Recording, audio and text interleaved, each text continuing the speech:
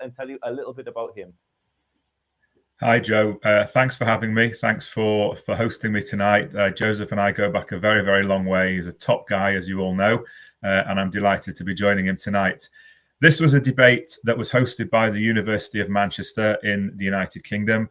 The university has been in existence for well over 100 years, more than that, actually, in the 1800s, I believe, and has suffered, like most universities in the UK, from the anti-Israel protests that have swept campuses across the UK and the US. It had what I would call a tentifada last year, and many of the Jewish students on campus have felt incredibly intimidated and isolated. So when the university agreed to host this debate on is anti-Zionism, anti-Semitism, it was a big step forward for them. There was a huge amount of pressure to cancel the debate before it even started from organizations like Faculty for Palestine and the student movement on campus. And the university were quite adamant it was going to go ahead. We got into the hall before we start watching it, and you won't see this on the footage. There were at least 8 attempts to disrupt it. Every time I got up to start my opening statement, somebody else stood up and started shouting. They were then removed. And on the 8th time, a whole load of people stood up en masse to start screaming and shouting, and they were then removed. It would be remiss of me, actually, if I didn't, Joe, take this opportunity to actually just mention that when this was all going on, Abdullah al-Andalusi actually did go down to the demonstrators and say, let's have this debate. I want to have this debate. We need to have this debate. And so he actually prevailed on a number of them to remain in the hall, be civil, be polite, and listen to the debate. But the debate went ahead, and I hope you find it interesting, insightful, educational in parts, and I hope it helps people out there make the case for Israel whenever they need to. Okay, and so without further ado, we're going to jump straight into the debate because that's why we're here. Get your popcorn ready, pull up a chair, bring the family round. It's going to be a wild ride. So let me just begin. Now, if people in the chat could let me know if the audio levels are fine, if you can hear the video as it's being played, and if not, I will tweak settings accordingly. But hopefully this should all go to plan and everything should be level. So let's begin the debate. Can you hear? When people criticize Zionists, they mean Jews, and you're talking anti-Semitism. Who said this? It wasn't Herzl, it wasn't the chief rabbi, it wasn't Ben-Gurion, it was Martin Luther King Jr. in 1968. And that criticism, as we know, takes the form of statements such as, Zionism is only a modern-day political movement.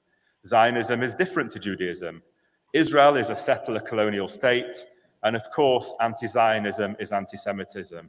And we hear these arguments all the time from those who seek to delegitimize the state of Israel, and in many cases seek its destruction. And no doubt we'll hear them tonight. Yes, the founding of the state of Israel was the result of Zionism as a modern-day political movement. But those who seek to characterize Zionism as only political and differentiate it from Judaism and Jews are at best woefully uneducated, or at worst, dangerously disingenuous. Let me quote Alice Marcoux, whose family survived the Holocaust and communist Romania. Judaism is a native identity. Jews are a people and a religion. Like many other indigenous identities, it predates the modern separation of religion, culture, mythology, morals, nation, and land. These elements have all been tied together for Jews over the course of millennia. Much like other native identities, Judaism sanctifies, which means the religious element, the bond between the people, the nation, and the place where their ancestors had lived, the land, and had formed their native heritage, their culture, mythology, morals, language, and so on. In other words, much like many people can accept Native American tribes, seeing their ancestral land as sacred, a belief that isn't nullified even when they have been displaced from it, that's how these same people should understand the unbreakable, holy, indigenous connection in Jewish identity between the people of Israel and Eretz Yisrael, the land of Israel. She finishes by saying, it might be that only in modern times we came to refer to this bond as Zionism, when it took on the form of a political movement.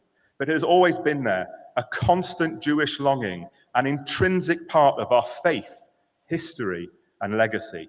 And I know, as do most Jews, whether they're religious or not, that this yearning for a return to self-determination in our ancestral homeland is brought to the fore time and time again. Anyone who has been in synagogue at the end of Yom Kippur will know that Jews joyfully declare, "Next year in Jerusalem." It's a powerful, emotional, and heartfelt cry made before God on the holiest day of the Jewish year.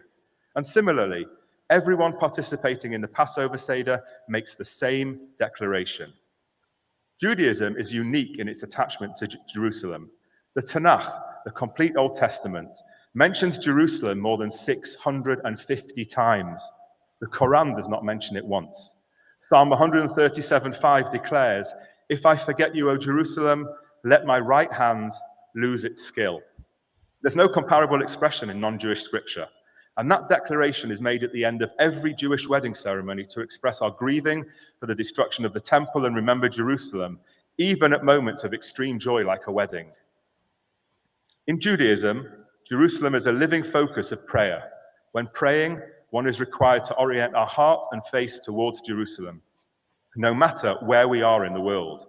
References to Zion, the land of Israel, and Jerusalem are deeply embedded in ancient Jewish texts, including the Bible, the prophetic books, the Talmud, and the Siddur, the Jewish prayer book. Archaeological evidence further substantiates the long-standing Jewish presence in the land of Israel. And a close examination of Jewish liturgy reveals a profound connection between the Jewish people and their ancestral land. Jews are traditionally called to formal worship 3 times a day. These prayers are compiled in the Siddur, and many of them reference Zion and are expressly devoted to the rebuilding of Jerusalem. Additional prayers are recited before and after meals, as well as on special occasions, on holidays, and whilst mourning. And through the study of these prayers, whether in the home or synagogue, one can discern both the physical and spiritual significance of Zion. The Hebrew calendar and Jewish holidays are based on the agricultural year as experienced specifically in the land of Israel.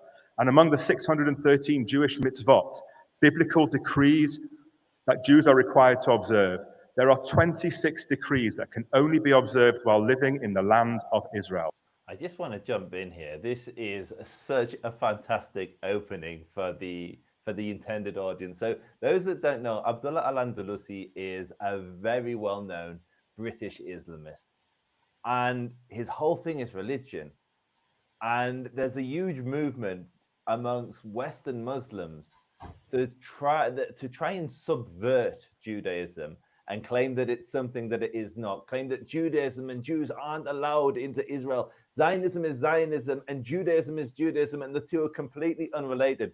There could not be a more appropriate opener. And I just wish the camera was on Abdullah al-Andalusi's face at the moment, but I'll let you continue. What I can tell you is there's even better to come on that subject, so carry on. Okay.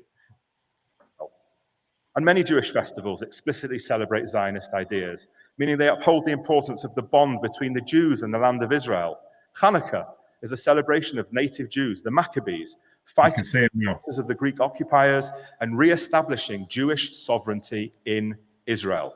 And to bring this full circle to modern-day Zionism at the end of the 19th century, when the secular Theodor Herzl wrote The Jewish State, he forged an alliance with religious Jews worldwide who had longed for Zion much longer than he had. For them, it was not political, it was sacred. The poster, designed for the 5th Zionist Congress in Basel in 1901, had written across the bottom the prayer, "May our eyes see thy return to Zion in mercy." 10th century Portuguese did not pray to return to Brazil, nor did our own British countrymen yearn for Australia. There were colonial powers in Israel, that's without doubt. Egypt, Babylonia, Persia, Greece, Rome, Islamic Ottoman Turks, Jordan, and of course Britain. But the Jews were not among them. Jews absolutely cannot be a settler colonial power in the land where they arose. And for all the violence Israel has been forced to endure in defending itself since 1948, its national anthem is not about rockets and bombs like America's. It's about hope, the hope of 2,000 years to be once again a free people in our land, the land of Zion, Jerusalem. Liot am chofshi be'artzenu eretz Sion v'Yerushalayim. The modern-day state of Israel, founded by modern-day Zionists, is simply the rightful fulfillment of this. I just want to add that I'm currently in Jerusalem. Tomorrow, as most weeks, I'll go for a hike with my family. and we'll walk through the Judean hills, and we'll stumble upon ancient Jewish ruin after ancient Jewish ruin. You can't take 5 steps in this country without treading over something ancient and Jewish. It's phenomenal. So yeah, this is such a strong opener, Rafi. I'm really enjoying it already. Just really looking forward to Abdullah's contribution. Judaism includes Zionism, which is derived from the Hebrew word Sion. To deny that intimate link between Judaism, Jerusalem, and the land of Israel that has existed for millennia and has been proven in black and white here is to deny one of the most fundamental tenets of Judaism. This is thousands of years of Jewish religion meeting the modern to re-establish a Jewish state in our ancestral home. We are a people and a religion. Hate and disagree with the things that Israeli government does. But if you call for the destruction of the Jewish state of Israel with your anti-Zionism, then you hate Judaism and Jews, and that is what makes anti-Zionism anti-Semitism. So one of the things that always, it doesn't frustrate me, but one of the things I think we don't do enough about when we argue about, when we have to debate and we face these people who hate Zionism and hate the state of Israel, is they always try and frame it as a modern day political movement. I mean, you had a debate, Joe, I don't know, it was probably about 3 years ago with Abdullah al-Andalusi on is Zionism a settler colonial movement? And everybody talks about Herzl. And everybody says, well, Herzl said this and Herzl said that. But the state that was formed some 50 or 60 years after Herzl died bore no resemblance to what he had envisaged it to be. But we have to explain to people this intrinsic yearning, this connection to our religion that goes back millennia in terms of a yearning to return to our ancestral homeland. And you'll hear much more about it in the debate because he does go down the avenues that you suggest. But I very much wanted to make my opening statement about that connection to our religion, because I think it's really important that we really explain that in great detail when we make that case. I completely agree, and I think it actually goes beyond religion, and this is one of the things that most people don't grasp. I've been here now for several months, and one of the things that's really struck me is when you have a nation which speaks the language of that nation, it shapes that nation. Language shapes a nation. If you speak in English, you think in English, and you're influenced heavily by Anglo society. Here, the most secular Jewish kid thinks Jewish. They think in Hebrew. The day of rest is Shabbat. And I have completely secular family members. And upon arriving in Israel for the first time, they got off the plane, dropped to their knees, and kissed the floor. So while we're talking religion, 100%, I'm a Torah observant Jew. I'm a religious Jew, and the religion is fundamental to my being. But when we're talking religion here, we're not talking, do you lay tefillin? Do you pray 3 times Correct. A day with a minyan? We're talking about the religion that shaped and defined our people for millennia. How many times have we all been in synagogue, in shul at the end of Yom Kippur, where everybody comes, religious or not religious, and everybody says Lashana Haba Yerushalayim, next year in Jerusalem. Everybody sings it at the end of the Passover Seder. Most people have a Passover Seder, whether they're religious or not.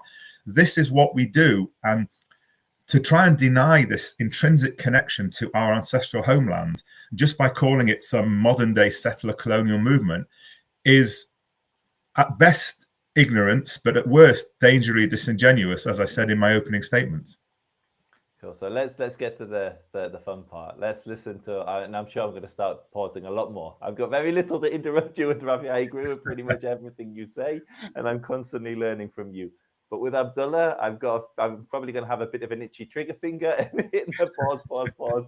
So, okay, just jump in if you want to say anything at any point as we go through. Okay. So I'm going to start sharing my screen again, and we're going to go to Abdullah's opening comments.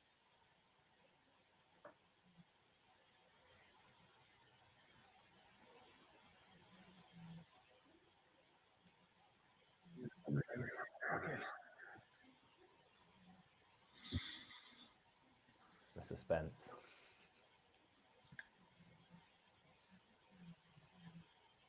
I'd like to thank you all for being here. Bismillah ar-Rahman ar-Rahim. I want to make some points. Firstly, in case you can't tell, the Muslim here, that's what the person that's a Muslim is also wearing. I disagree. It's not so easy to tell, Abdullah. You're dressed very much like an Orthodox Jew. You've got a big he says that. Yeah. black suit and a white shirt. But yeah, the name's the giveaway. Yeah. Eved Hashem, Abdullah. A kippah with a beard and a shirt, but that's in no way. I'm trying to actually destroy stereotypes here. So Muslims can look like that too. Okay.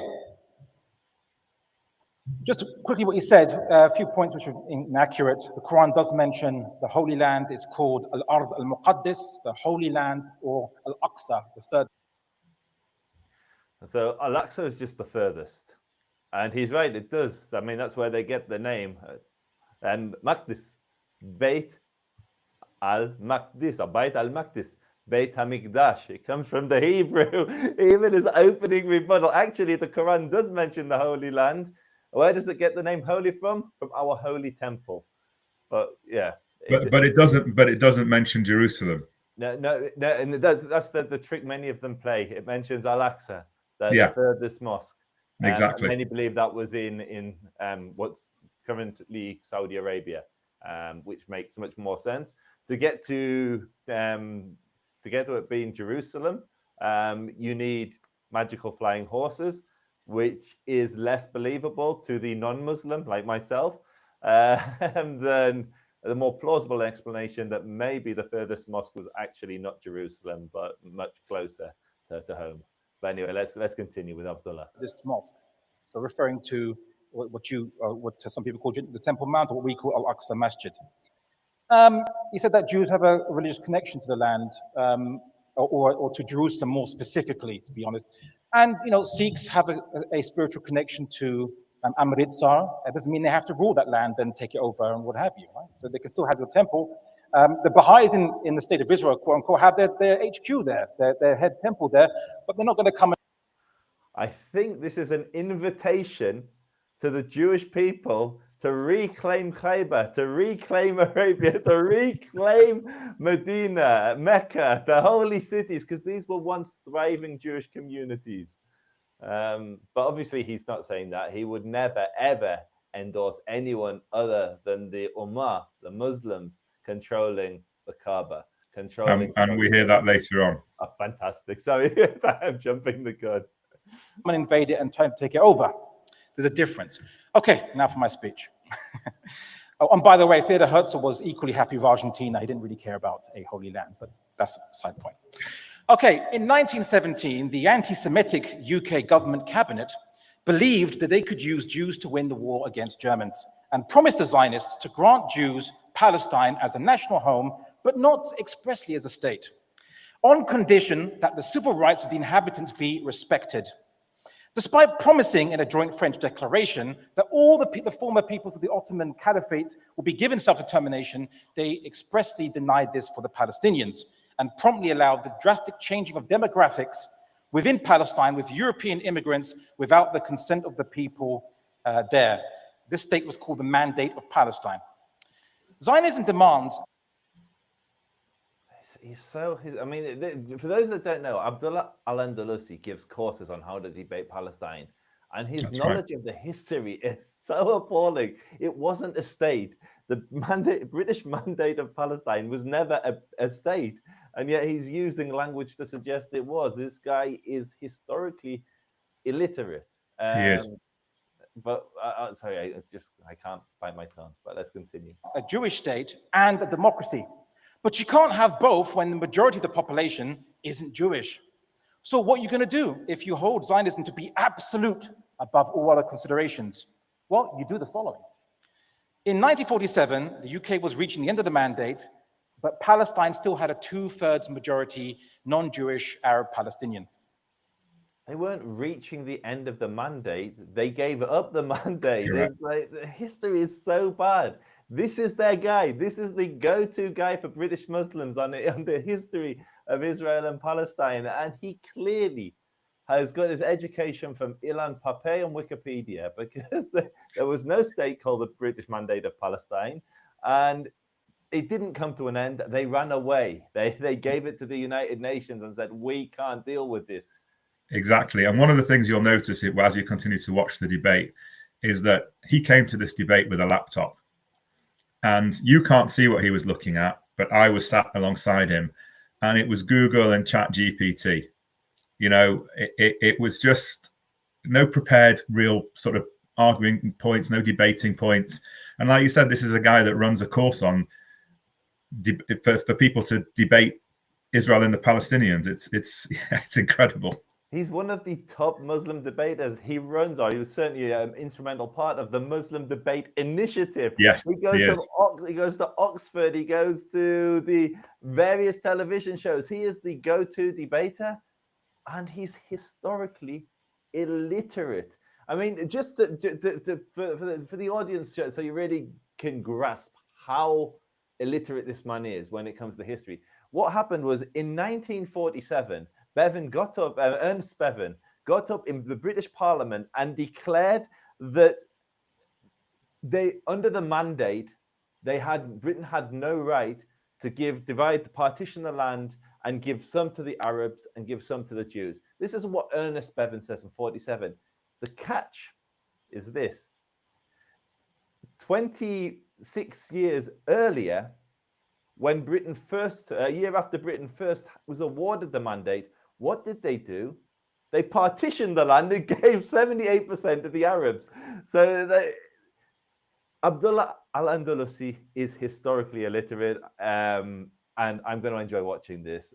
But I apologize to the viewers because it might take a long time to get through this. Yeah. So I'm going to try and bite my tongue a little. Yeah, let's listen to him. Population. Zionists refused repeated proposals for a unitary democratic state. The Zionists noticed that despite the UN partition, 40% of their state would still be non-Jewish Palestinian Arab. So the Zionist leadership, together with the militia, in coordination with a declared terrorist organization, the Irgun, began an ethnic cleansing campaign in Palestine, kicking out 700,000 Palestinians. The Irgun committed massacres like Deir Yassin, killing almost over 100 people, Arab villagers, and reportedly parading captives through West Jerusalem before they were reportedly executed. Later, the leader of the Irgun, Menachem Begin, was arrested and prosecuted for war crimes in Israel. Only joking, he was made the 6th Prime Minister of Israel. The Palestinians that were left in Israel, now were less than half their number, were put under discriminatory military rule for 19 years. Only them, not their Jewish co-citizens. The expelled refugees weren't allowed to return because of demographics, and their homes and lands were taken. So much for their protected civil rights under the Balfour Declaration. This only fully changed when Israel launched a war in 1967, conquering Gaza, the West Bank, and Golan, and Israel now had 1 million more Palestinians to deal with. Israel wanted land, but not the Palestinians. In 2024, it has now been 71 years that they have been under military rule. Why are they so antsy about it? Indeed, Israel is quite the exceptional state, being the world record holder for applying martial law and military occupation in modern times, notably without international sanctions. South Africa got that for less. Apartheid South Africa, that is. But what is gained by injustice requires more injustice to keep. So despite international scrutiny, Israel uses disproportionate suppression tactics on the Palestinians, like mass damage operations on population centers deemed to be loosely connected or sympathetic to Palestinian insurgency. We see Israeli commanders talking about operations that killed masses of civilians, quote unquote, as an example for everyone, and quote unquote, or they were ordered to maximal killing and damage to property, end quote. In the West Bank, Israel made military laws that silence peaceful criticism of Israel, even showing the Palestinian flag, and pursuing a policy of housing dispossession, military harassment via checkpoints, and home invasions, and even permitting settler harassment and terror designed to corral Palestinians into reservations, or South African Bantustan, if you will. So I'm not going to interrupt because I know you're going to go through and debunk everything that he's saying. But I wish people that had such strong opinions about what happened here actually visited here and saw it with their own eyes, because everything he's saying is a fiction. But I'm going to allow you to continue, Rafi, but it's hard for me not to interject. I hear you, I feel you. You will. Or generally, or just making life uncomfortable for Palestinians to encourage them to leave. However, the world was watching and Israel was losing support. So this is why Israel's foreign minister, Abba Egan, in 1973 said one of the chief tasks of dialogue with the Gentile world was to show that the distinction between anti-Semitism and anti-Zionism is not a distinction at all. Despite leading figures within the Palestinian rights movement and activists being Jews, this label is often used to silence criticism of what is the big elephant in the room. Now, an Israeli minister said, he talked about Arab demography as a problem. He said, there is a danger we shall be Arabicized. He said, self-determination is not an absolute right.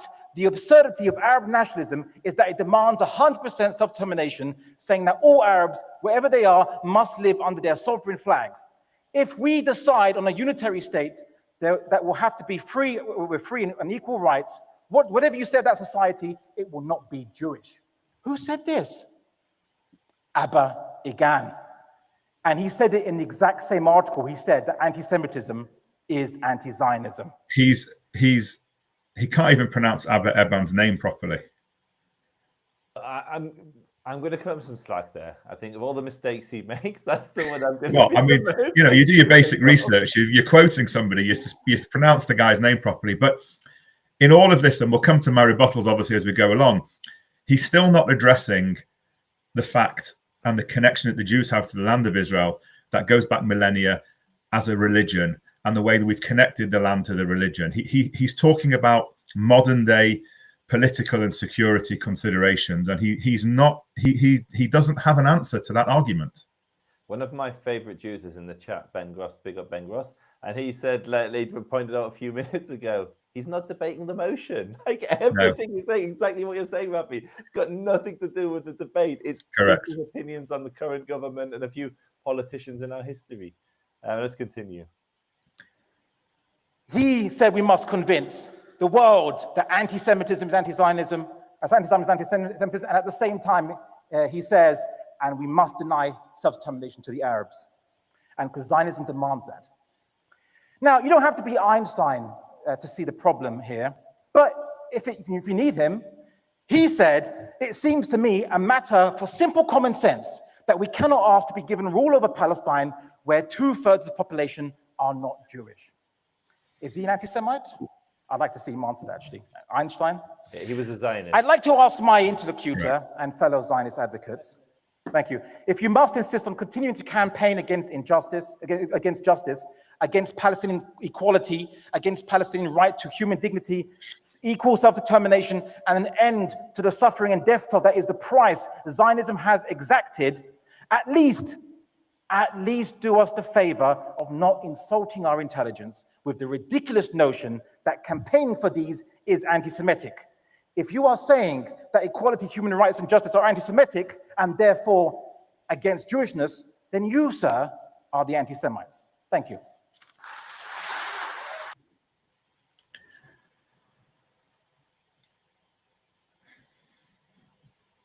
Sorry, I was just saying, I'll let you go. You were there.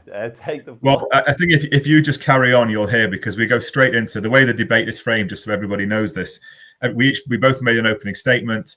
We each had 4 minutes of a rebuttal, followed by 5 lots of 3-minute rebuttals, and then questions from the audience, and then closing statements. So I think if we get into the rebuttals, you'll start to hear the way that the debate is going, and we can pick up the individual points as we go. Perfect. And if anyone's got questions in the audience, the best way to make sure that we answer the question is a super chat. But if not, once we've gone through the actual debate, we'll stick around and take any questions then. Let me just share my screen again.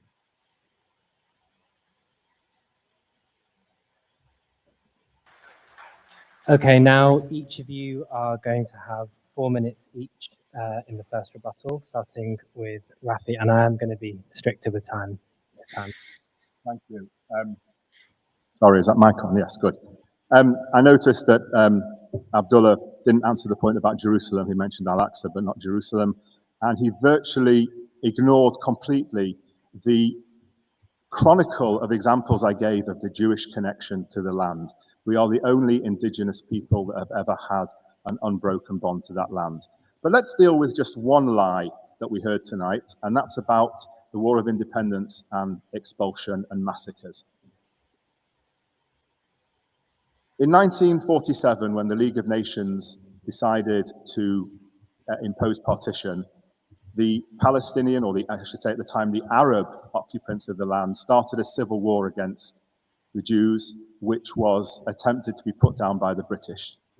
Now, there's often this misrepresentation about there being expulsion. And often they talk about Plan D, Plan Dalet, which was the Haganah's plan, as this mass plan for expulsion. Let me just say very clearly, the Israeli government at the time, the Israeli leadership at the time, had absolutely no plan for expulsion, and I'll prove it. Plan Dalet, which was enacted on the 10th of March 1948, says the following. The objective of this plan is to gain control of areas of the Hebrew state and defend its borders. It also aims at gaining control of the areas of Jewish settlement and concentration, the areas of Jewish settlement which are located outside the border, which would have been in the new Palestinian state. It doesn't talk about mass expulsions anywhere. There is some mention of where a town that might be a danger behind enemy lines is conquered, then the residents are expelled. But there is absolutely no overall overarching plan to expel Palestinians. I think just one thing to add in here is you also have to remember what period this was, where nations were literally transferring millions of people. India, Pakistan, 1947, the year before, millions of people switched sides, transferred between them, millions killed. Abdullah al-Andalusi is silent on that. Silent. Why? Because a Muslim nation was created, something which he supports. And so, like, what Israel was doing was morally on another level to every other nation, because from the very onset, it was prepared to have a large Arab minority with full equality. Had there been no violence, there would be not one refugee. And there are numerous. I mean, you'll listen to how I conclude, but there are numerous statements made by numerous different people talking about equality for the citizens of the state, equality for the Arab citizens of the state, and we know that there was nothing about anywhere written that there was a mass plan for expulsion. And just a final thing, which I know you're going to bring up, is the inverse is true. The Jews were expelled. And the whole language of the Arabs was genocide and ethnic cleansing. And whichever land they took, that's what they implemented. But let's continue. And I'll tell you another, I'll just go into that in a bit more detail. The Commander-in-Chief, Israel Galili of the Haganah, said that on the Arab policy of the Zionist movement is an acknowledgement of the full rights, needs, and freedoms of the Arabs in the Hebrew state without any discrimination and desire for coexistence on the basis of mutual freedom and dignity. In other words, we respect the rights of the Arabs who are going to live in our state, and we don't mistreat them. And Tom Segev, who's one of the new Israeli historians who wrote a comprehensive biography of Ben Gurion, said, "What is important for me to point out is to say that before the War of Independence, Palestinians left, Palestinians escaped, Palestinians were forced to escape. In the beginning, it was the Palestinian elite that left, the rich people left. Then people left because of war, they left because of propaganda, they left because they were told to leave. There was absolutely no clear plan of expulsion, and it's a lie that's propagated time and time again to say that Israel expelled 750 Palestinians. If they had this plan of expulsion, why is today 20% of Israel, 2 million people, Arab Israelis? But let me just quote you 2 or 3 more things. Emil Guri, the secretary of the Palestinian Arab Higher Committee, said on September the 6th, 1948, the fact that there are refugees is the direct consequence of the act of the Arab states in opposing partition in the Jewish state. The Arab states agreed upon this policy unanimously, and they must share in the solution of the problem. And Abu Mazen, the president of the Palestinian Authority, said in 1976 The Arab states succeeded in scattering the Palestinian people and in destroying their unity. They did not recognize them as a unified people until the states of the world did so, and that is regrettable. And lastly, Edward Atiyah, the secretary of the Arab League, said in 1955, the wholesale exodus of Palestinians was due partly to the belief of the Arabs, encouraged by the boasting of an unrealistic press and the irresponsible utterances of some of the Arab leaders that it could only be a matter of some weeks before the Jews were defeated by the armies of the Arab states and the Palestinian Arabs enabled to re-enter and retake possession of their country. There was no expulsion. It's a lie to delegitimize Israel, and you've just heard the proof. So what I didn't have time to say, and just for everybody watching, here's some extra proof, is there are a number of quotations from Arab newspapers and broadcasting stations at the time. For example, the Near East Arabic Broadcasting Station in Cyprus said on April the 3rd, 1949, that it must not be forgotten that the Arab Higher Committee encouraged the refugees' flight from their homes in Jaffa, Haifa, and Jerusalem.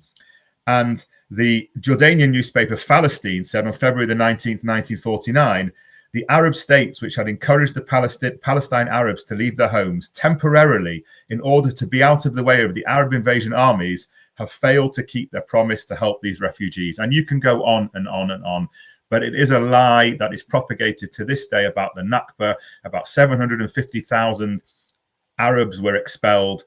It's just not true. And forget the proof on the Israeli side, but you've got the Arabs saying it here. You've got Abu Mazen saying it here. You've got the former Secretary General of the Arab League saying it. How much more proof do these people want or need?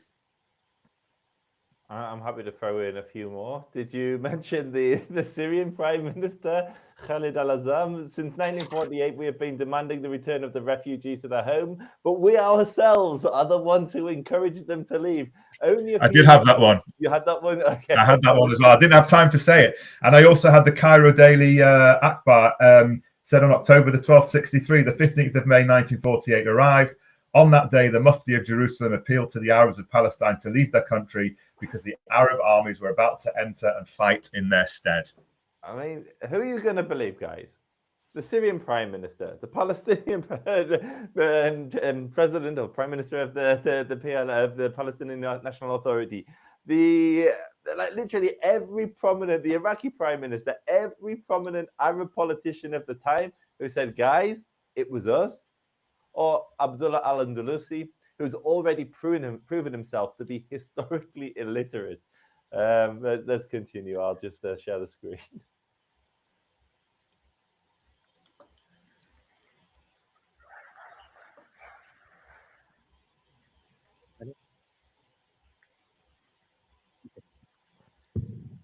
So when I studied Zionist interlocutors, is they will selectively quote and miss out a whole bunch of stuff.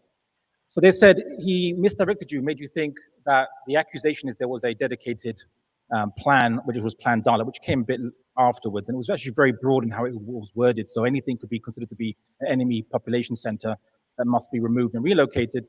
But what actually happened was that when the partition plan occurred, Ben Gurion is on record saying that how can we have a Jewish state with 40% Arabs?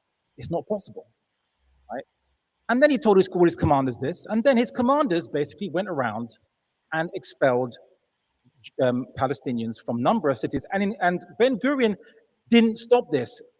And in fact, in one case, he even ordered it, not two cases, in Ramla and Lidda. He's on record as ordering. He said, when asked what should we do with the Arab population, he said, there's two accounts of the minutes of that meeting. One is he waved his hand, other one is he said expel them, right? So first of all, he says, people. First of all, he says there's two accounts, so he doesn't really know which account is the true account. But secondly, I read in Plan Dalet that Ramla and Lod were behind enemy line. You know, we know that there was where the inhabitants could potentially be a security risk behind the front line. There were plans to expel those. It says it quite clearly in Plan Dalet. I didn't say that wasn't the case. What I said quite categorically was that there was no clear overarching plan, written down plan to expel all the Arabs from what was going to be the nascent state of Israel. And I think with both of those examples with Lud and Ramla, that was only after considerable violence. There were multiple attempts for the opposite, for there to be peace. The Arab Legion was stationed in Ramla. The Arab being the Jordanian forces, which were manned by British officers and had the best British weapons. Cheers, guys. And so these were actual desperate measures towards that were never the first option. With these two particular cities, and these towns, which are by Israeli definitions cities, but these small towns were the only documented large population expulsions, and that came after serious fighting between the soldiers that were stationed there and the civilians. I think with Ramla, and I'm probably getting this wrong, Morris and Karsh have two different accounts of this, but Morris's account, hopefully I'm getting this right, was that I wish I'd watched the video first. I would have read the books and then come back to it. But my recollection with Ramla was that, according to Morris, it was that the civilians, there was a peace treaty between the Israelis and Ramla, and then according to Morris, I think, hopefully I've got this right, the residents of the town saw an Arab Legion vehicle accidentally come in, and they thought that the Arab Legion was now attacking the Jews from there, so they all joined in and started the fighting again. And it's upon that extreme violence that the Israeli forces were like, we can't control this city. We need to move them outside of the city so we're not being shot at by residents. Because what people don't understand is this was a civilian versus civilian conflict. There were obviously external Arab armies that joined in, but this was one village versus another village. On the street I'm based at the moment, there's an old synagogue from the period we're discussing. On the top of the synagogue, there's almost like a tower with little holes in for shooting guns out of. This was the level of animosity between the communities. And the first part of the war, November 47, approximately to May 48, April, May 48, it was a defensive war the Jews were fighting. And the Palestinian elite left, the wealthy elite left for Lebanon. And the rest of the Arabs saw that was going on and decided, yes, they were going to leave. And they were exhorted to leave. And some of them left because, civilians don't want to be in a war zone. But, Andalusi completely ignores this. And you don't have to turn to history. You just need to look at any conflict.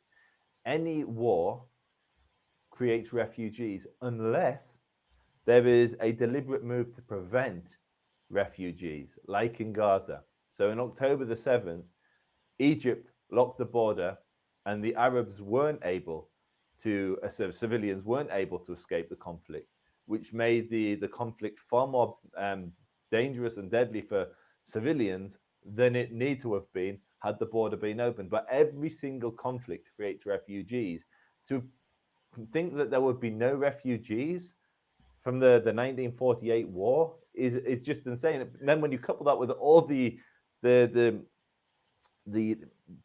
recorded history of the Arab leaders telling what later became the Palestinian Arabs to flee, it's an absurd. And I'll leave it just with one more quote before we head back to listening to Andalusi, is that the commander of the Arab Legion was a gentleman called John Bagot Glubb, and he said the villages were frequently abandoned. These are Arab villages, were frequently abandoned even before they were threatened by the progress of war.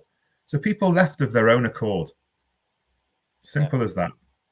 There's one nice little factoid about him. Not only was he British, but he also invented the current design of the kafir, which is the national Palestinian symbol, was invented by an Englishman. Glove. Okay, let's continue. On record there.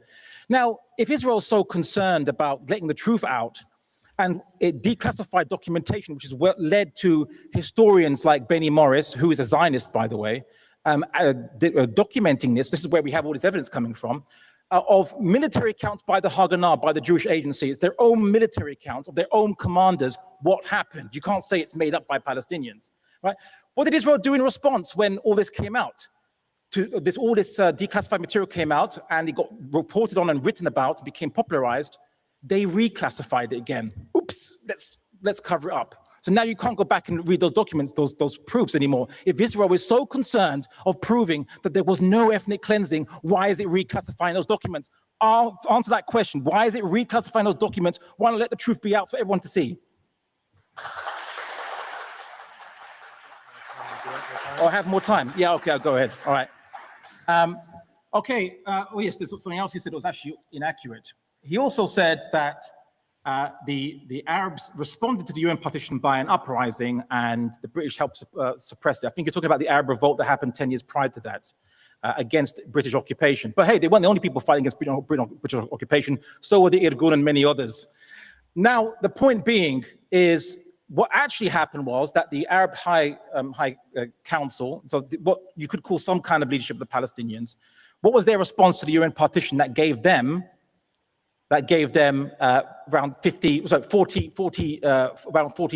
or 45% of their own land? What was their response? A peaceful 3-day strike. When was the first military operations by the Haganah initiated? It wasn't initiated after the Arab armies were coming. It was initiated as the Arab armies were coming. It was initiated within 1 month of the partition plan being announced. And they didn't just stop at securing the Jewish partition areas. They went into the Galilee that was meant to be part of the Arab partition areas. They actively conquered. This is a matter of historical record, sir. There's no denying this. I don't know even why. I don't even need to quote anything. It's just you can check it for yourself. I actually want you to check it for yourself. And this is how he misrepresents the argument. The Zionist agency were the aggressors. They went into the Arab partition. The Arab High Commission simply just, its only response was a peaceful strike. And it was met with a military strike by the Zionists. And that's ethnic cleansing. It's on record. And if you want, I can give quotations later on, but I think I'll leave it there.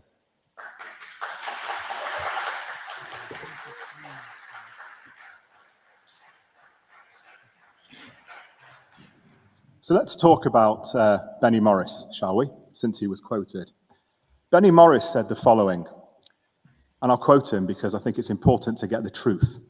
I would say that altogether during the 1948 war, which lasted from the end of 47 to the beginning of 1949, around 800 to 900 Arab civilians or prisoners of war were deliberately killed in massacres when you take all of the various 20 or so incidents.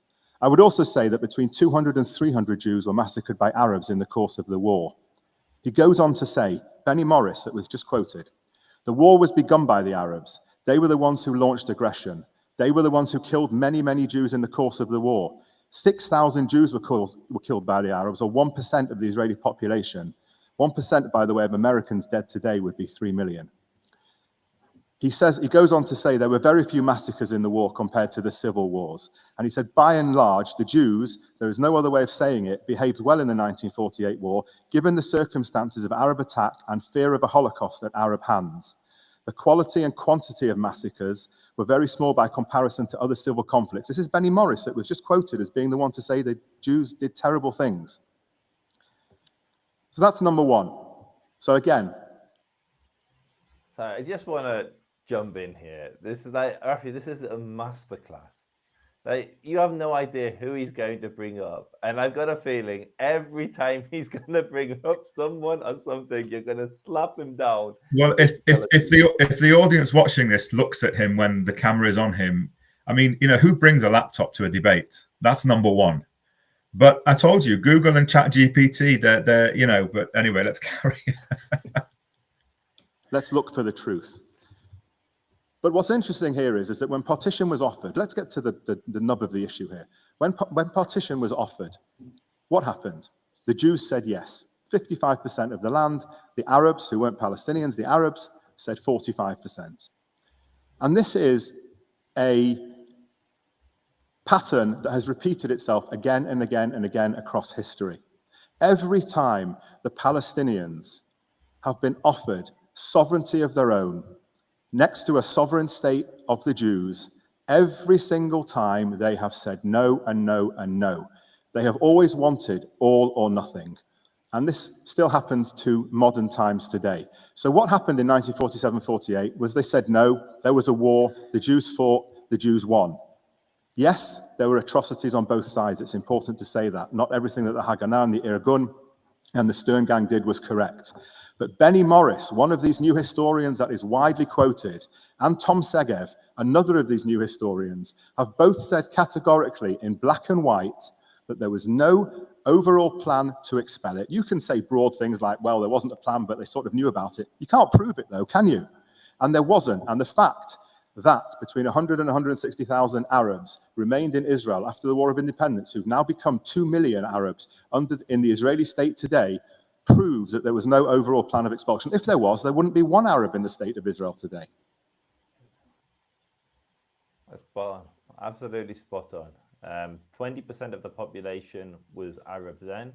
Over 20% of the population is Arab now. There was no expulsion. There was no ethnic cleansing. And there is none to this day. And you only need to purchase. At the moment, you can get a flight to Israel for nothing because no one's coming here because of the war. I recommend jumping on a plane. And if you think there's apartheid, if you think there was ethnic cleansing, come here and see how diverse Israel is and witness the coexistence firsthand.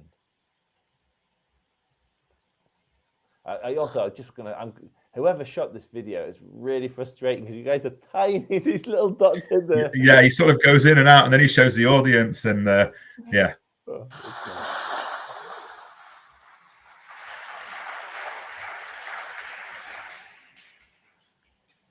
Yeah, Benny Morris also said that inbuilt into Zionism from the very beginning was the idea of transfer of the Arabs out of the land. So he's not quoting him there. He's also not quoting Ben Gurion, who said in a letter to his own son, Amos, 10 years prior to it, that what happens if there's a partition and there are parts of Palestine which obviously are going to be Arab? What's going to happen? So he was asked about this, and he basically responded that he will make a deal with the Arabs to see if they can allow migration of European immigrants into the Arab areas as much as they want. If the Arabs say no to this, and he says, if they say to him, we want neither your honey nor your sting, then then we have to talk to them in a different language, and it will be a different language because we will have a state. And he talked about the use of weapons and guns, the kind of language he will speak to the Arabs if they refuse the colonization of the Arab partition part. This was his plan 10 years prior to actually what happened. Secondly, he talks about the Arab states starting the war, again, selectively quoting Benny Morris. Benny Morris is talking about the Arab states who invaded to rescue the Palestinians in 1948, not who started it's called the Civil War in Palestine. Who started that wasn't the Arab states. There was no Arab states there. The first military operation by the Haganah happened when there was not a single Arab soldier from any of these Arab states setting foot in the Mandate of Palestine. So I think of being disingenuous there. That was the Black Hand. It was literally Izzadin al-Qassam, who the rockets are named after, had a militia. There was many, many foreign soldiers in British mandatory Palestine murdering Jews. Yeah, sorry. And I wanted to interject that a lot of what he was saying. No, it's important to add in that extra context because in the context of 4 and 3 minute rebuttals, you don't always get the chance after the fact to add in extra sort of context, which is important, and it's important that we share that as we come across it. Also, the reference that firstly, there are rituals that can be performed in the temple and are required to be performed in the temple in temple Judaism. I understand this. We finally got back to the subject. Judaism, anti-Zionism, anti-Semitism. It's been a bit of a detour. Apology to anyone that's watching that came here to watch a debate about is anti-Zionism, anti-Semitism. We're 40 minutes into the debate and Abdullah has failed to raise 1 point. You don't need a state to do that. But if you had a state, what does the Bible command? It says you must rule by the law of God, the law of Moses only, not secular liberalism. Not that Western ideology you imported into the Middle East. That's not ruling according to the Tanakh, right? And what does the Tanakh say about those who don't rule by God's commands, who doesn't abide by God's commands, that you will be kicked out of the land as a punishment? It says it in the Tanakh. You need to let this run. You need to let this run because this is good. Yeah, I was going to say to the audience, you don't know what's coming, but I kind of do. And you want to sit back, get your popcorn, because Rafi is about to school Abdullah Andalusi. He's about to go to work on this poor man. He does not know what he's walking into. So keep watching. So if you want to bring religion into this, you can if you want to, but it doesn't support you. It only condemns you even further. As for saying, oh, but there were Arabs still there are still Arabs living today in the state of Palestine, or they call it the state of Israel. That wasn't my argument. My argument was that they couldn't manage 40%. They wanted to reduce, they don't want to get rid of all the Arabs. Did I say that? They wanted to reduce their demographics down to a manageable number. You need cheap labor. Ben Gurion talked about the need for cheap labor in the new state, and the Arabs could supply that. They wanted to reduce the numbers of Arabs, not remove them. That's a straw man of my position. I never said that. So this is where I think you're being disingenuous on this. Benny Morris himself remarked that there was no concerted effort by any Arab leadership to initiate any military operations against the Jewish agency prior to the establishment of the state of Israel. The student agency initiated with their Haganah militia. They initiated the first military operations. And that is something you're not letting the audience understand. So before we get onto the response, I mean, some of the things that I didn't get a chance to talk about this, and everybody loves to quote Benny Morris because, you know, he comes from it from different positions over time. But I mean, Benny Morris also says that the main Islamic university in Cairo at the time of 47-48 declared that the liberation of the land of Palestine, of British Mandate Palestine, was a jihad, was a holy war incumbent on all Muslims. So this is not about the fact that they, you know, it's clear that this was a war for the very survival of the Jews who were living there and the nascent Jewish state as it was formed as well. And there are far more quotes. Fawzi Kawuki, who was the local commander of the Arab Liberation Army Forces, vowed to drive all the Jews into the sea. And Abdul Qadir Husseini, who was a Palestinian military leader in the 30s and 40s, stated that the Palestine problem will only be solved by the sword. All Jews must leave Palestine. And it was the Al-Azhar University in Cairo that issued a fatwa calling for jihad and said that it was the role of every believing Muslim to rid the land of Jews. I mean, the Mufti himself said, "Oh, my Muslim brothers, I declare a jihad: slaughter the Jews, slaughter them all." This is. But I would like to add one thing. Abdullah al-Andalusi was never able to attain the level of Islamic knowledge to become a sheikh. But we can see from his garb and his discussions of the Tanakh, he's angling for a position as a rabbi. You need to press play.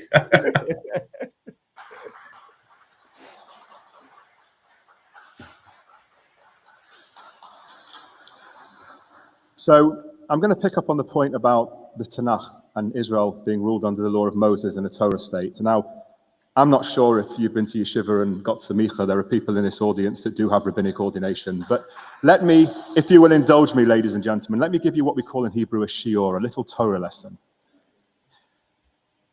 The great Jewish scholar Rambam, Maimonides, who was born in 1138, uses the example of the Hashmonaim, the Maccabees of the Jewish festival of Hanukkah, who after defeating the Greek and reclaiming the temple in Jerusalem, appointed a king from a tribe of priests rather than from the tribe of Judah, which is forbidden according to Jewish law halacha.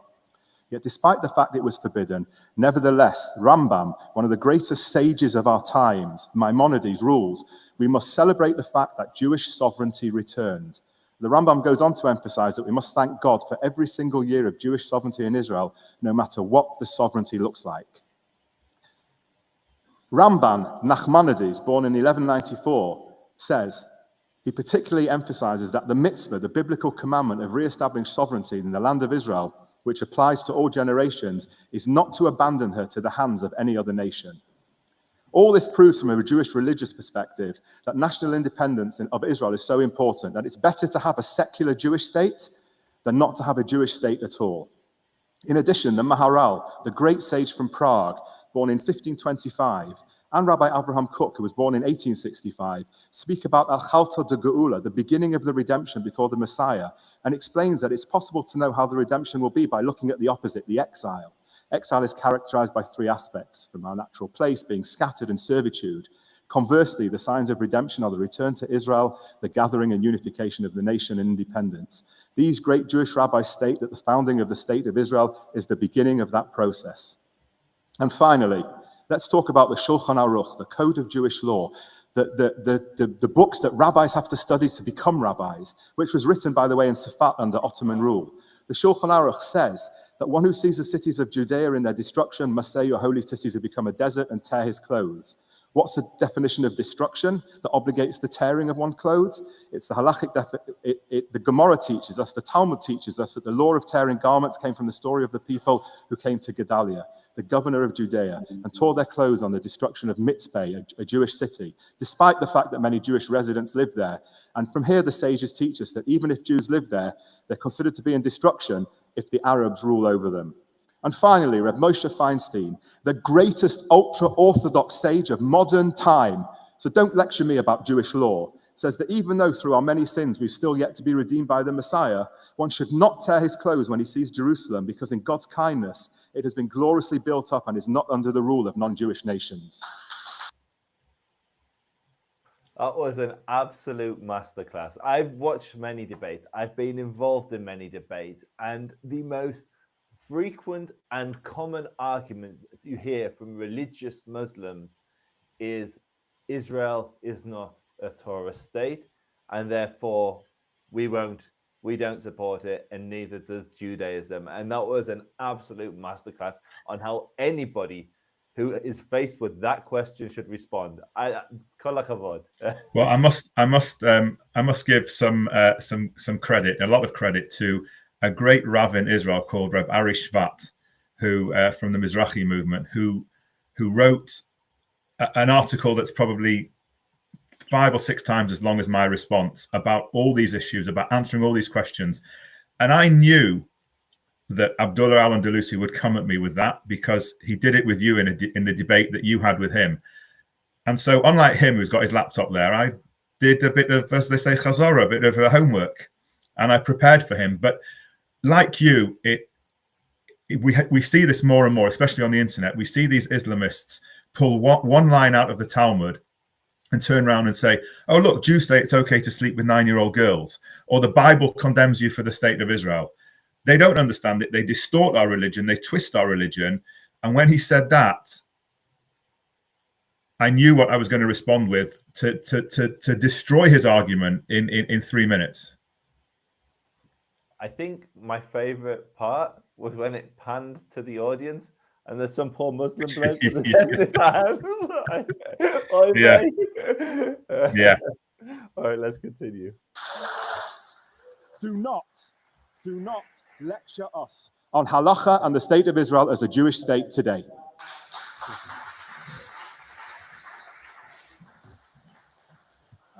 I wouldn't presume to lecture you on this. I actually got these arguments from the Satmar and obviously Naturi Carter, who by the way, represented the majority religious Jewish opinion prior to 1967.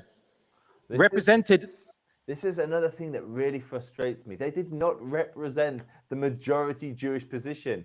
Satmar have always been a minority position. They're a fringe Hasidic. And I respond to him in a way that hopefully people watching will appreciate as well. Okay, I'm going to bite my tongue, and hopefully you say what I was going to say. And if you don't, I'll add. You'll say it. Even Chaim Weizmann and others talk about that the majority of Jewish opinion, religious Jewish opinion, was against them, right? Back then. So that was the majority Jewish opinion. You can't simply say, well, now there's demographics of Jewish opinion now decide what is or what isn't God's law, right? So you debate with them. I'm just mentioning their argument. You can have a little debate with them. But the point is that I don't think that the Bible or any of the rabbinic scholars intended a secular state that permitted things which the Bible would hold to be prohibited in a state. That being said, though, I don't really think anything else was you said that was of any substance. The point being is, and this is where there's going to be the argument is, we're not here to talk about the Jewish religion per se. We're here to talk about the universal principles of self-determination according to the nationalist framework. I'm not a nationalist per se, but I'm going to argue from that, because people must be held to be consistent. If you argue that anyone... He says we're not here to talk about religion, but the motion of the debate is anti-Zionism, anti-Semitism, which is Jew hatred, the anti-Jewish racism. And I didn't give him any proof. I quoted him, Ramban, Maimonides, Nachmanides. the Maharal of Prague, Reb Avram Kook, the Shulchan Aruch, and Reb Moshe Feinstein. I mean, I went through 900 or a millennia of Jewish history of great rabbinic scholars. Clearly, ChatGPT didn't give him an answer to that. I mean, unfortunately, he'd need to go to yeshiva for a little longer.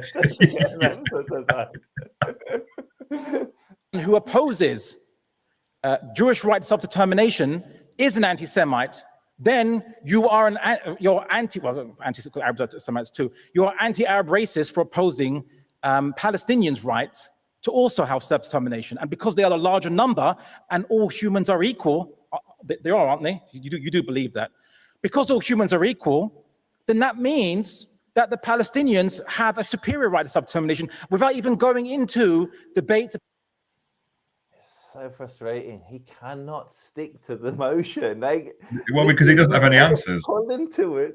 Okay, let's continue. About legacy and connection to the land, as if the Palestinians are not indigenous to that land, as is proved by numerous genetic studies, right? Even Ben Gurion said that the Palestinians were most likely those who, their ancestors were Jews who became Christians and then converted to Islam. Even Ben Gurion recognized that. But it didn't stop him from denying their rights nonetheless. And that's the point. The point here is not about denying anyone's right to self-determination. It's about inequality. It's about racial supremacy, racial privilege. And I can't wait to hear a response to this. This is so gonna lay well, but it's gonna be good. That is why any man and any woman of good conscience should oppose Zionism, because opposing Zionism is simply promoting Palestinian rights.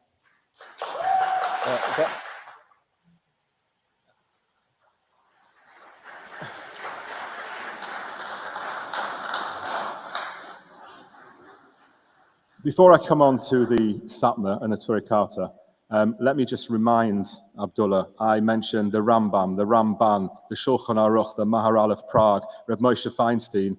There are rabbis in this audience who I'm sure would be happy to confirm these are some of the greatest sages of our time. I'm quoting them. That has substance. In terms of the Satmar, let me tell you something about the Satmar. The Satmar number about 0.5% of the global Jewish population. And if you think that they believe that the land of Israel, or the Holy Land as it was, belongs to anybody else but the Jews, you're wrong. They're just operating on a different timeline. They believe that it will become Jewish when the Messiah comes. They don't believe it belongs to anybody else. And when you're talking about the Naturikata, you can't even lump the Satmar, who I would call non-Zionists as opposed to anti-Zionists, because they've never advocated for the physical destruction of the state of Israel, whereas the Naturikata have actually goes to meet with the Ayatollah in Iran and stand with Hamas. They've actually been openly criticized by the Satmar. The Satmar Grand Rebbe criticized them for standing with the enemies of Jews. So that's that. In terms of Palestinian self-determination and DNA, I mean, it's interesting, actually, you say that, because there have been numerous studies done that have shown that the priestly tribe of Kohanim can be traced back to one single ancestor who lived between 1000 and 586 BCE. The tribe of Levites have been traced back to a common ancestor in the Middle East, just like the priests. And Ashkenazim have been traced back to 4 mothers, also in the Middle East. But what I would say to Abdullah is the following. I absolutely believe in Palestinian self-determination. I believe in 2 states living side by side in peace and security. The fact that the Palestinians in 1937, in 1947, in 2000, in 2008, in 2005 said no every single time, that's their problem. But I believe in 2 states, a Jewish state of Israel, nation state of the Jewish people, and the Palestinians living side by side. Do you believe in 2 states?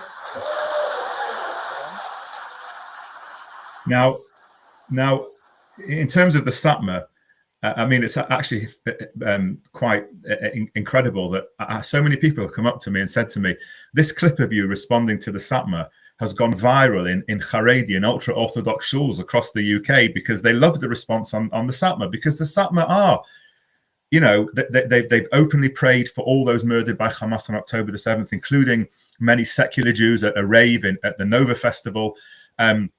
They've absolutely excoriated, the Satmar Rebbe has excoriated in the Turikata for standing with Hamas and pro-Palestinians and going to Iran.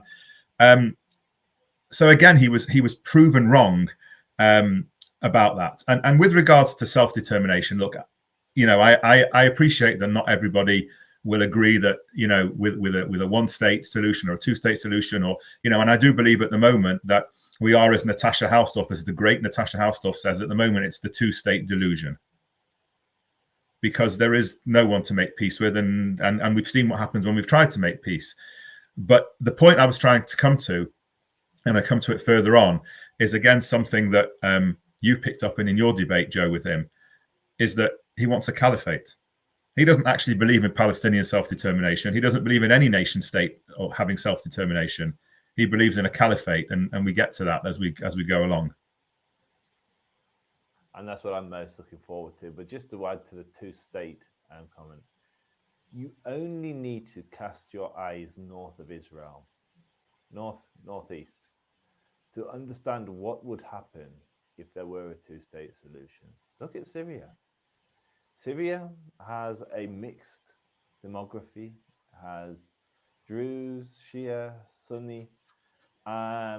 It had Jews many years ago, few Christians, and I think it's 60% Muslim. So there's a lot of minorities, certainly 60%. I think maybe it's even 70%.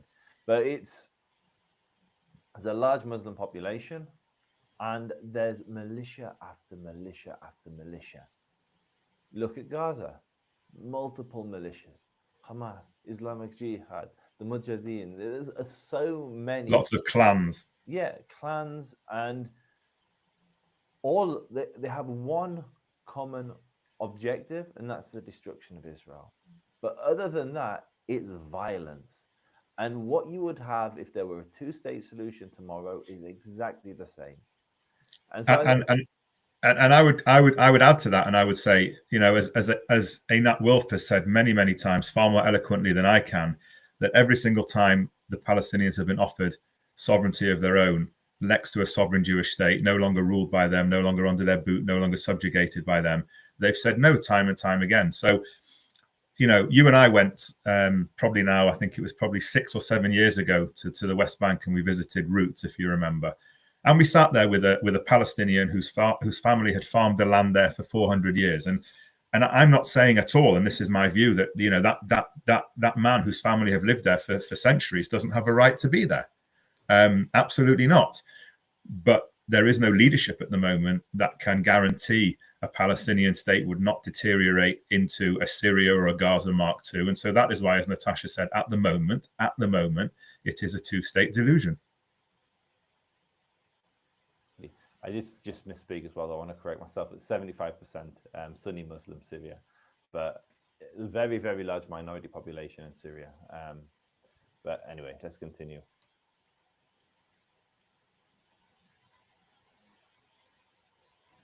I was just going to bring up something here. So there's basically there's a book you can read called A Peace to End All Peace, Creating the Modern Middle East. David Fromm calculates that the historian, in 1913, the last date for which there were figures, only about 1% of the world's Jews had signified their adherence to Zionism. 1% at that point in time. So at one point, Jews were not convinced by your argument. Have you? What an amazing insight. At the beginning of political Zionism, only a small minority of Jews subscribed to it. You know what? At the beginning of Islam, Abdullah, only a small percentage of Muslims were Muslim. Oh, sorry, only a small percentage of Arabs were Muslim. Maybe if we reframe the question and bring it back to Rafi's opening comments, how many of them believe next year in Jerusalem, the number would be a lot bigger. Yeah, exactly. Now discovered something that Jews for most of their history didn't know. Yes, of course, the waiting for the Messiah to come and to give Jerusalem and create peace across the whole world. And the Messiah is going to rule the whole world, not just Palestine. Don't tell me you're going to use that as a pretext now to start conquering the whole world, because the Messiah will also rule the whole world. I hope not. But here's the thing. The question that we really need to ask is, do Palestinians have the right of self-determination. And if they do, and they have a connection to that land, just as strong as anyone else is, if not more, then, and they have more numbers, then are you going to be consistent with talking about self-determination? Are you going to be a believer in equality like you claim you are? I'm assuming you do believe in equality of human beings. And if so, then what does that mean if the Palestinians are in greater number and they have a connection to that land? What happens then? Right? I want a state for everybody. I want a state where everyone is free and equal. That would be consistent. Who here is arguing against that? It's not me. And therefore, who here should be opposed morally and politically? Well, it's not someone that advocates for equality, does it? As for, he hasn't answered my question as to whether Einstein is actually an anti-Semite for saying that the Palestinians should be given the land because they are the majority. He hasn't answered that question, though. Does E equals anti-Semitism squared? You need to answer that question. Okay. As for genetic studies, there's studies in from to year 2020, is recent one, 2017, 2001. I've got them actually here if you want to quote them. All state that Palestinians are related to Canaanites and have more Canaanite DNA than Ashkenazim or European or Jewish Europeans do. So if they're more related to people 4,000 years ago that was in that region from the bodies in Megiddo and the DNA they discovered there, does that mean now, would you concede they then have a superior right and connection to that land? Or do you only have to be Jewish to have a connection to that land? But anyone else, if you're from the wrong religion, you can't be connected to that land. Is that what you're trying to say seriously to all of us? Right? Yeah.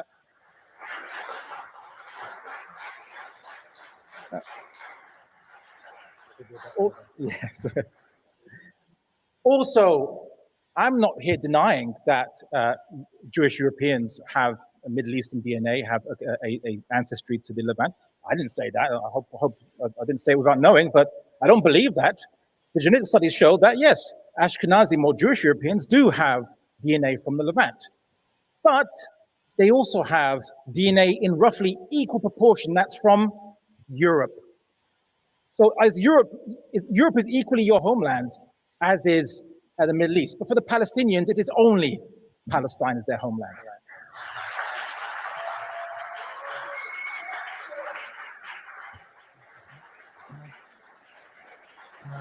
How many more have we got? How many more rebuttals have we got? 2 more. Can I just remind everyone to keep quiet, please? I'm glad that we've been able to get to this stage. So whilst the speakers are talking, can you please keep your comments to yourself? We've got 2 more rebuttals from each before we move on to questions. Thank you, Rafi. To clarify, when I spoke about Messiah and the Satmar, it was simply to disprove the fact that you brought the Satmar to say that they can't be anti-Zionists. I was merely explaining to you what their religious viewpoint is, that they still believe that the land of Israel will be Jewish, just on a different timeline.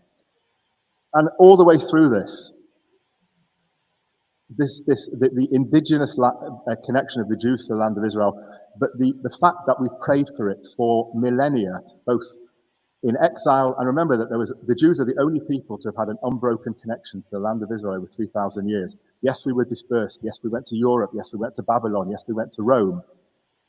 However, we kept an unbroken connection to that land.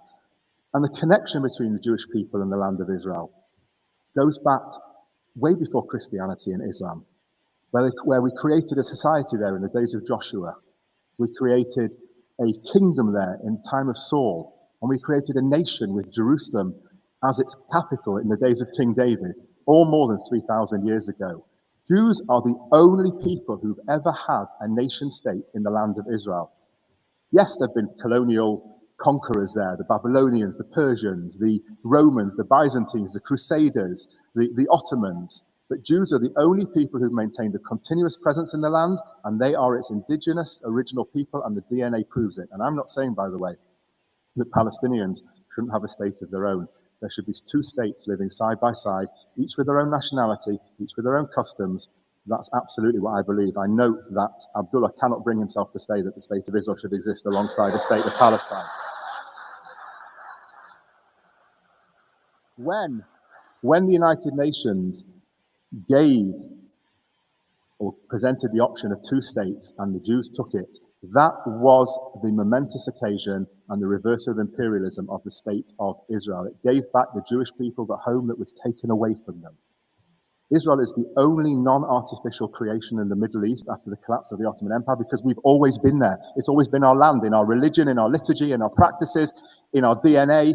It's always been our land. And you can try and deny it all you want, but why would Jews have prayed for that for millennia if it didn't mean anything to us? That's the unbreakable connection between Israel and the Jewish people. It's absolutely inherent, it's indigenous, and that's who we are. And that's in terms of the Jews. But Judaism also began with two journeys to the land, one by Abraham and Sarah, and one by Moses with the Israelites. As I said before, 26 of the 613 commandments of the Bible can only be done in Israel. Why would we have that in the Jewish Bible if it wasn't our homeland? Think about it. And through all the centuries of dispersal, we prayed to return to that place in sovereignty, in freedom, so we can build our own society, our own religion, our own set of ethics. And that is what we have done, and that is the right decision.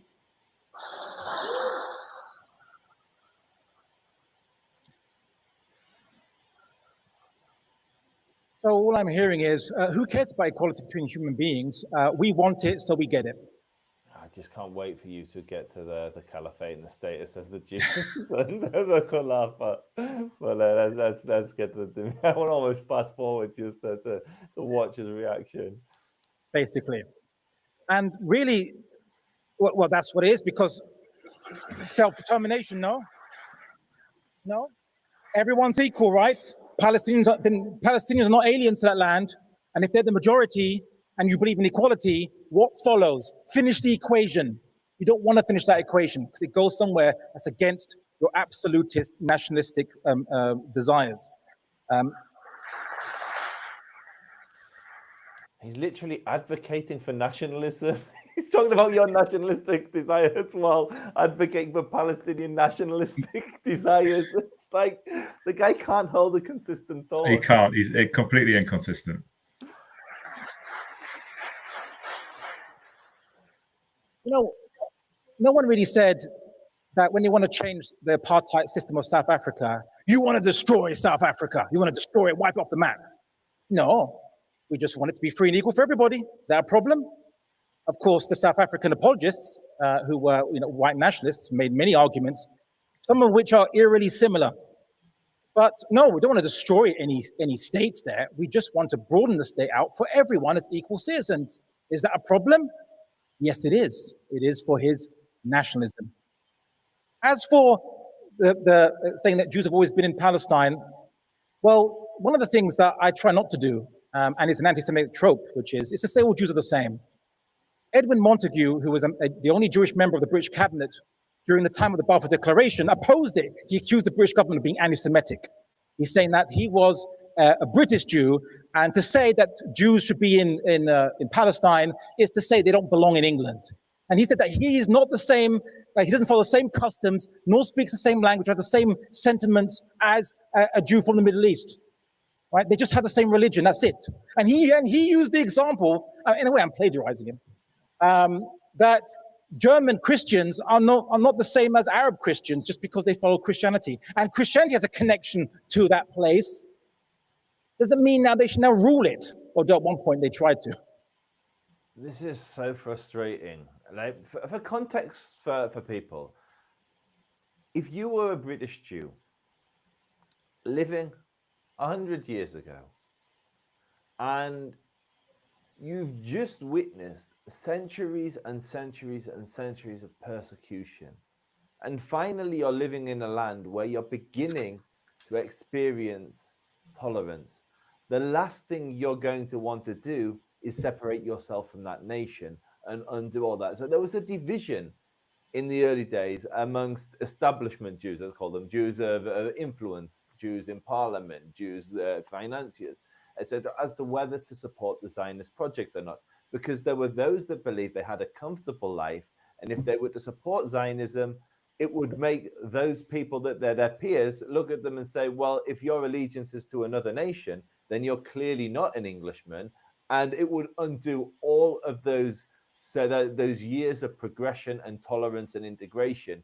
The other reaction, or the other response to Zionism was, like that tolerance can disappear. Germany was incredibly tolerant of the Jews, and in the 30s, That changed. And there were Jews that recognized that that could happen, and that was the Zionist camp.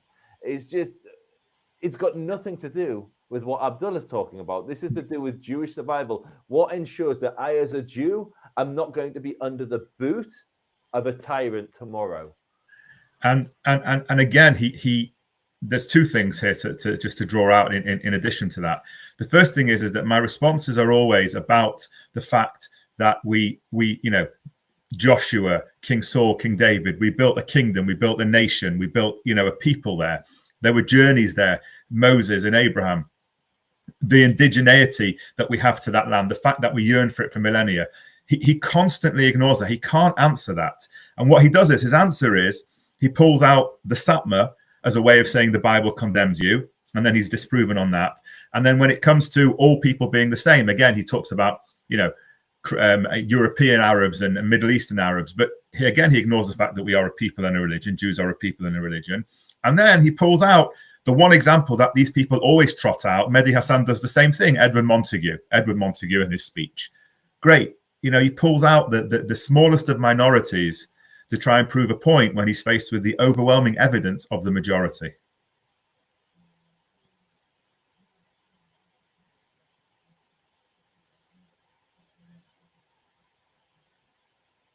Yes, go do your rituals in Jerusalem, all you want. Who let Jews in after the Romans had banned them from Jerusalem? It was Muslims. The second caliph of Islam, Umar anhum, he let Muslims in Jerusalem. Practice all you want. Practice all you want. Follow your customs, follow your religion, great. But don't come and dominate people.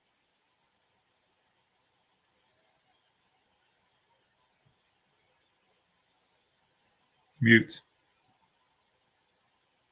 I can't hear you.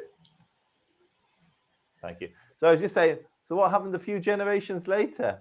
His successor kicked the Jews out, and they dominated the Jews. Well, you'll hear the answer as well.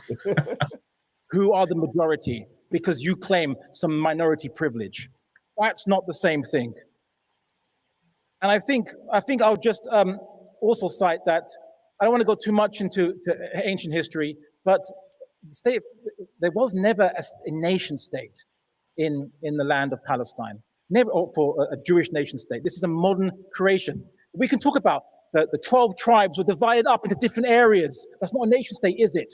Right? Neither was there a kingdom that came afterwards, and neither was a separation between the kingdom of Israel and the kingdom of Judea. That's not nation states to me. They just sound like ancient kingdoms and ethnic tribal divisions between tribes, not nation states. That's a modern idea.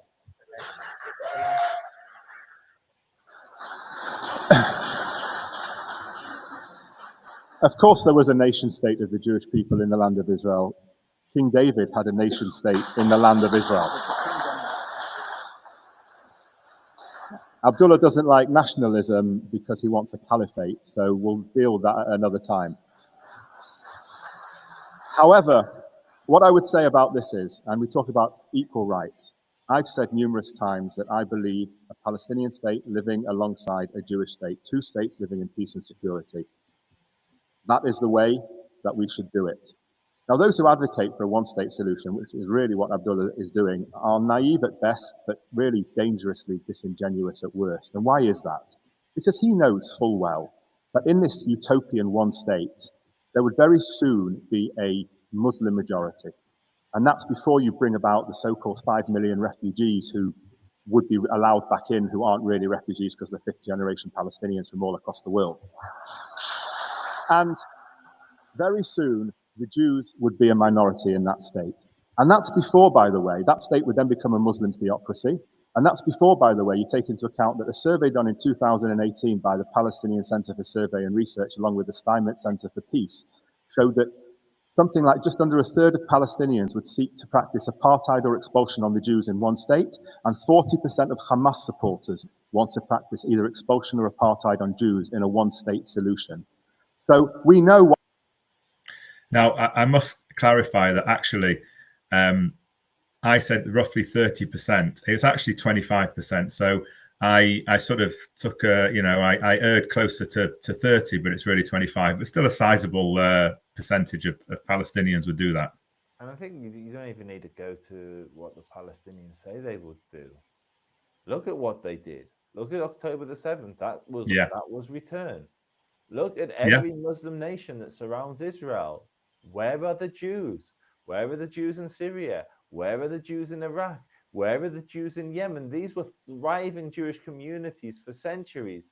They were oppressed and expelled or forced to flee. Continue. What happens to Jews as minorities in the Middle East? We've never fared well. Yes, it's very generous of the Caliph to let the Jews back in after the Roman expulsion, but the key words are, let them back in. It's our land. Now, you can talk that we were allowed to freely practice our religion, but we know what that means. It means paying the jizya and the tax and being dhimmis and being tolerated at best. Well, sorry, the days of Jews being tolerated are long gone. That was such a subtle but such a beautiful point. Let back in. It's all he knows. He can't help himself. He can't help himself, and there's more that comes later on that you will get to more modern times. But he can't help himself. He's not interested in the Palestinians having self-determination, having a state of their own in whatever form that takes. He's not interested in that. He wants a caliphate. Now, the Palestinians, on the other hand, have always rejected peace. Every single time they've been told, you can have sovereignty in your own state, but you'd have to be sovereign alongside a Jewish state, no longer tolerated by you, no longer ruled by you, no longer under your boot. Every single time, again and again, they have said no. Why is that? Because they do not see a place for a Jewish state of Israel in the Arab Middle East between the river and the sea. So I'm sorry that might offend some people, but the Jews have always, whenever there's been peace on the table, we've been willing, the Israelis and the Jews have been willing to make peace in return for security. The Palestinians have always said no. Why have they said no? Because they don't believe in Jews having self-determination.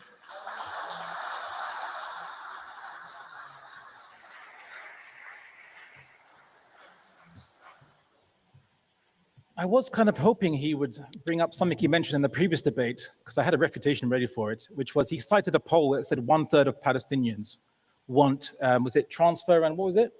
So expulsion of Jews and expulsion, transfer, apartheid. That's a lie. I checked that very same poll. Doesn't say that at all. In fact, the vast majority, over 50%, are actually for a two-state solution. And what he also doesn't mention is in that very same poll, because Israeli Jews were asked, 1/3 did say they wanted expulsion or apartheid of Palestinians. Thank you for that. I was hoping he'd repeat that lie, and I'm thank you for that. It's 2018 poll, you know, by the Palestinian Center for Surveys and Studies, so research. As for okay, he's going back to the thing. Now, there was a poll in 2018 that asked, a Pew poll asked Israeli Jews what they think about Palestinians that live amongst them, so citizens. 49%, and because there were others undecided, so the majority against those who were against it, the majority said they would want the transfer of Palestinian Arabs out of the state of Israel, not from the West Bank, not from the state of Israel itself. Why does he not talk about that kind of mentality amongst Israeli Jews, or his fellow citizens? I'm sure you said you're an Israeli citizen as well, right? So your fellow citizens. And then he also lies about peace initiatives. Arabs gave up on trying to retake Palestine, make it a unitary equal state. They gave up on it ages ago. Right? That's the basic premise of the PLO, was they gave up on that. They just wanted the 1967 borders back. Like, just give us what you conquered, what you said you didn't want, you didn't need, you weren't going to take. Just give it back. Israel says no. In 1986, the Arab League makes an initiative to Israel saying, we will give normalization, peace, everything, recognize you. It will be normal relations, no more tensions. Just give back what you took in the West Bank and Gaza and Sinai and the Golan. Israel says no. 2002, the Arab Peace Initiative, everyone, even members of Hamas were saying in that they will be willing to offer normalization and agreement from every Arab country, the entire Arab League, and even Iran agreed to the Arab Peace Initiative to say that we will give normalization of the state of Israel if they just gave what the UN has said they should withdraw from occupied West Bank, Gaza, and the Golan. Israel said no.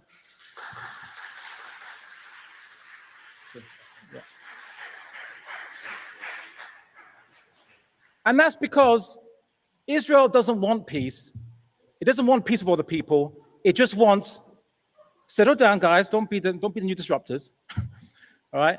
Israel doesn't want peace with all the people. It wants a peace of other people's land.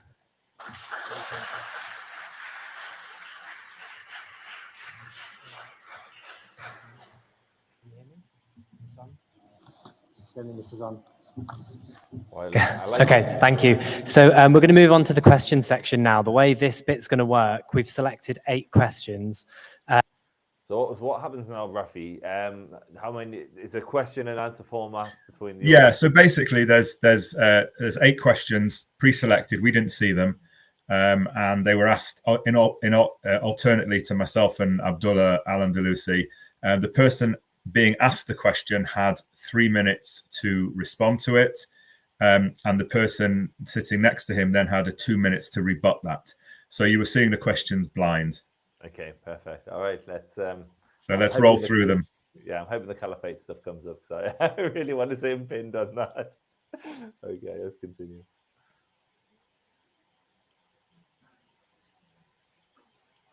Each of the speakers. So you'll each have 3 minutes to respond to the questions addressed to you, and we'll bring the other speaker in for a couple of minutes after. So the first question is for Rafi. We've had people express concerns that this debate might create or exacerbate divisions within our community. Can a debate framed on these terms promote mutual understanding on such complex topics? It's a really good question. It's a really good question.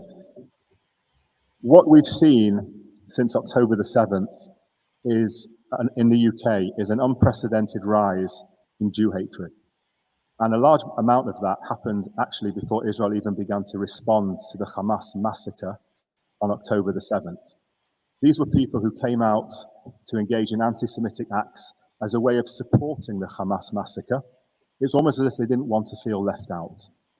And so the Jews have experienced this. Jewish people in the UK have experienced this now for the past 12, 13 months.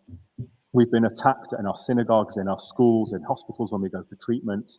And so what's really important is dialogue. Now, Abdullah and I are never going to agree with each other. That's a clear, you've seen that tonight. But to be able to have civil discourse and to be able to talk to each other and understand each other's differences, even if we don't like what each other's saying, is really important. And the fact that those of you who are remain in the room tonight and have actually been able to listen to myself and Abdullah, I think that is a very important thing for us to do. We're British UK citizens. Some of us might have dual nationality, but we're, all of us here, most of us are Mancunians. We're proud Jewish Mancunians. We've worked to make Manchester the great city it is. The Jewish community have a proud history here going back over 150 years. And so debates like this are important. It's important that we can listen to each other. They're passionate, they're fiery. We very much firmly believe in our positions. But it's absolutely important for community cohesion that we can have these discussions and we can understand each other's points, even if we don't agree. That was a great point, but I am very confused. This is like a blind Q&A. Why did Abdullah pull out a suitcase and start reading books? Well, I thought he was going to do some magician tricks, but I think you'll see as you go along. He brought some props with him, clearly. Oy, for the Q&A. Interesting.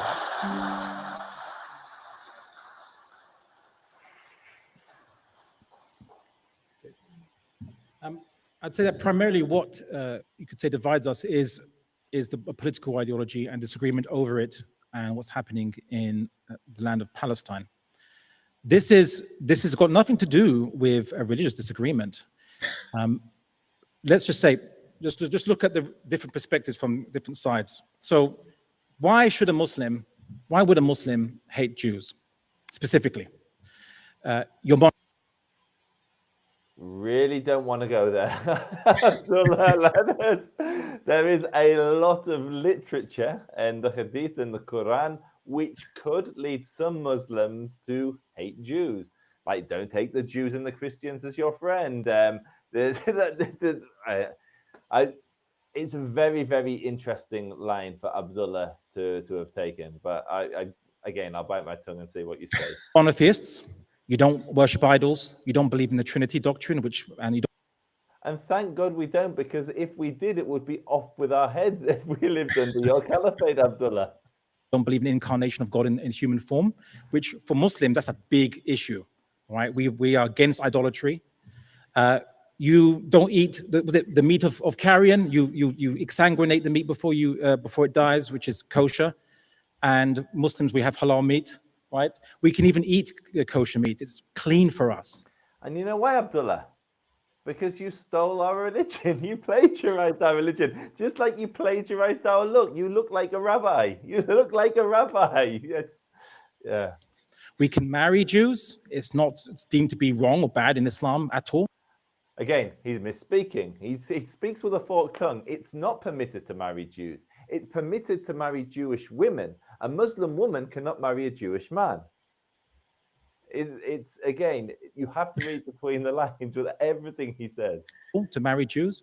There is a lot of cultural similarities, a lot of religious similarities being two Semitic religions. In fact, even anti-Semitism, the term, was coined for that because initially, like Ernest Renan, the French anti-Semite, at one point anyway, he attacked both Islam and Judaism, both Arabs and Jews, as inferior Semitic peoples and civilization. That's why it's called anti-Semitism, not just anti-Jewishness, right? So technically we were included in that originally.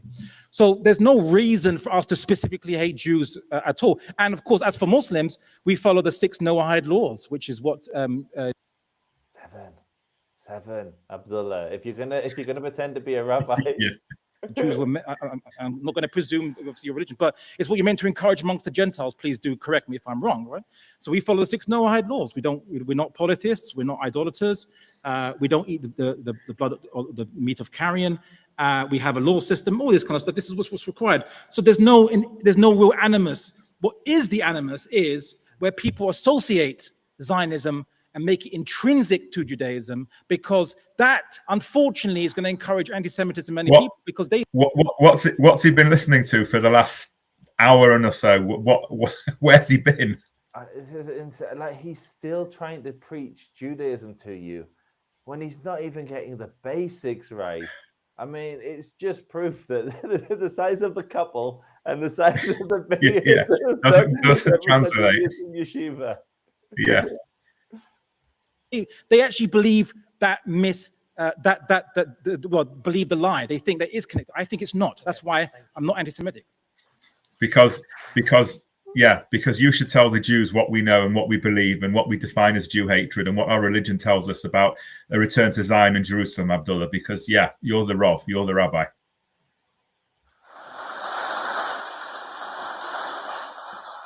Okay, the next question is addressed to Abdullah.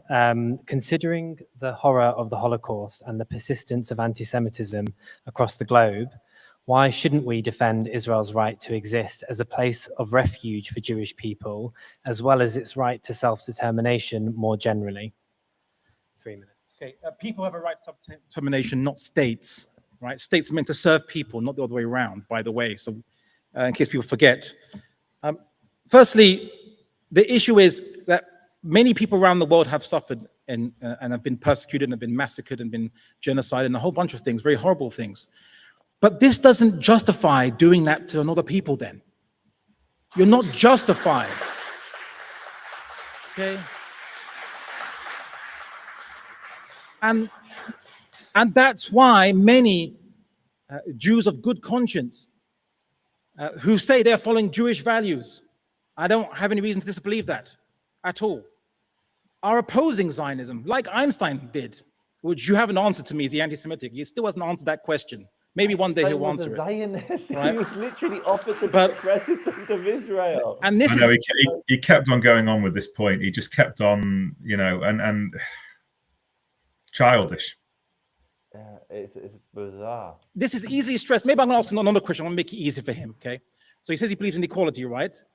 So he said that Jews have a right to return to the land of Palestine, no matter how intermixed or how different cultures or different languages they are following or adopting around the world. Okay, but then do Palestinians who have been out of the land in a much shorter time than European Jews have, 2,000 years plus, do they have an equal right to return to their land of their ancestors? Answer this.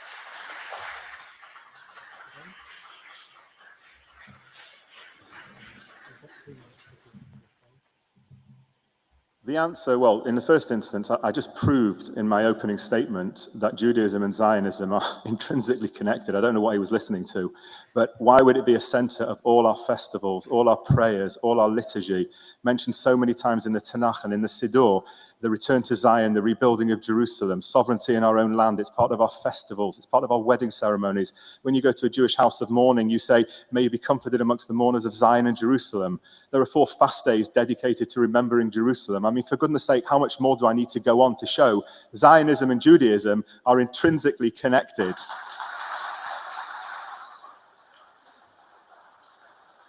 And so, if you're going to hate Jews because they're Zionists, then you're just a racist, basically. In terms of the right of return, it's actually interesting because, I don't know if you know this or not, but 75% of Gazans today are registered as refugees. 5th-generation Gazans are registered as refugees. Now, they've never lived anywhere but Gaza, and they live in what all of us would agree in a 2-state solution is between the river and the sea. It would be part of Palestinian state. Why are they still registered as refugees? Because for them, there is an overwhelming desire to return. For them, return is not to the West Bank or Gaza or in any state that, by the way, Israel offered in 2000 and 2008 and withdrew from Gaza in 2005. Pretty much offering in 2000 and 2008, 98%, and Bill Clinton has confirmed this of what they wanted. But let's leave that for one side, because I think that's just another lie that he's going to come up with. But what I would say is that the right of return is to Palestinian areas. Absolutely, they should be allowed to go back. But what is the right of return? What is refugees? Is Gigi Hadid's father, who was born in Israel, who went to Syria, and is now an American multi-millionaire, billionaire citizen, he's still registered with UNRWA as a refugee. Should he be allowed to return to Israel? No, refugees can return to the Palestinian territories or when it becomes a Palestinian state, and Jews can return to Israel.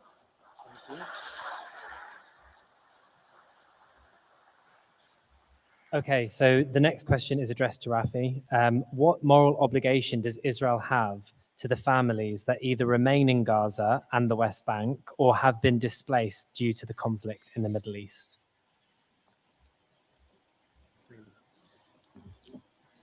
Let's take a step back and talk about, I'm not sure about the question. Is the question talking about the current conflict or the age-old or the 76 conflict? It's not specific. I think it's general. Okay, so we've shown during this debate that if we're talking about families that were displaced during the War of Independence, absolutely they left for a number of reasons, but not because of a specific Israeli plan for expulsion. There's absolutely nothing written anywhere that proves that. And we've seen statements from Arab leaders to show that the Arabs told them to leave, that they would come back. And in fact, Abu Mazen said it was the Arabs who were at fault for the Palestinian refugee problem. Now, it has been said that in any peace treaty, there would be limited compensation for refugees, but everybody understands that in any peace treaty that happens between Israel and the Palestinians, there is not going to be a right of return. And until the Palestinians understand that any right of return is into any Palestinian state that is formed, they're only rejecting that because they genuinely don't want peace. So the answer is, and even Resolution 242, by the way, talked about the solution for the refugees, but talked about compensation mostly and understood that there would never be huge return. Resolution 242, by the way, didn't call for Israel to withdraw from all the territories in 1967. It called for it to withdraw from territories, understanding even then that there would be negotiation. So ultimately, the only people responsible for displacement of Palestinian families is the intransigence and the failure of the Palestinians over 70 plus years to make peace with Israel, to allow the Jews to have a nation state of its own people, and to live side by side and do the right thing by its own citizens. And as I've said over and over again, the Palestinians have always dealt in absolutism. They've always said, if there should be a free Jewish state living alongside our own state, we'd rather have nothing. So ultimately, Israel bears no responsibility for this. It's clear as day. The Palestinians, as Abba Eban said, never miss an opportunity to miss an opportunity. And it's incumbent on the Palestinian leadership to make peace with Israel and to accept the offers that have been done and accept Israel's right to exist. Can I carry on? And if we want to know really why there's been no peace, let's just use some quotes from, I won't even use the old Hamas charter, let's use the new Hamas charter of 2017. A real state of Palestine is a state that's been liberated. There is no alternative to a fully sovereign Palestinian state on the entire national Palestinian soil with Jerusalem as its capital. They talk about the establishment of Israel is entirely illegal and contravenes the inalienable rights of the Palestinian people and goes against their will and the will of the Ummah. There should be no recognition of the legitimacy of the Zionist entity. Hamas rejects any alternatives to the full and complete liberation of Palestine from the river to the sea. Ladies and gentlemen, if anybody's at fault for no peace, and again, I want two states, it's the Palestinians.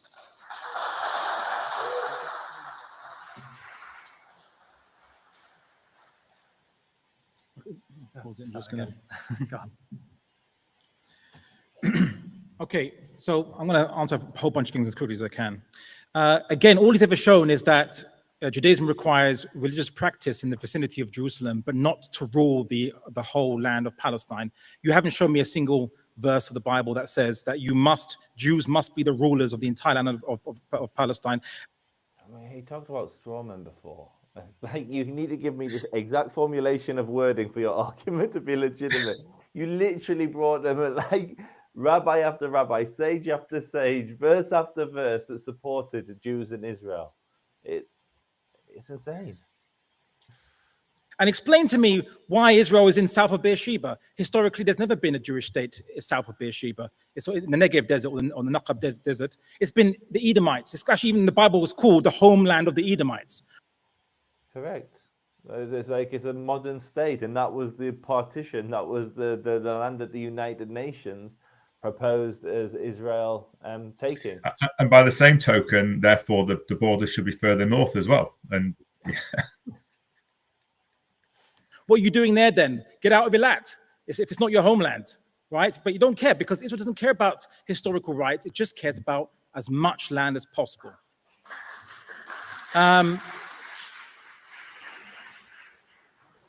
This is also the absurdity. He keeps repeating this, that Israel cares about as much land as possible.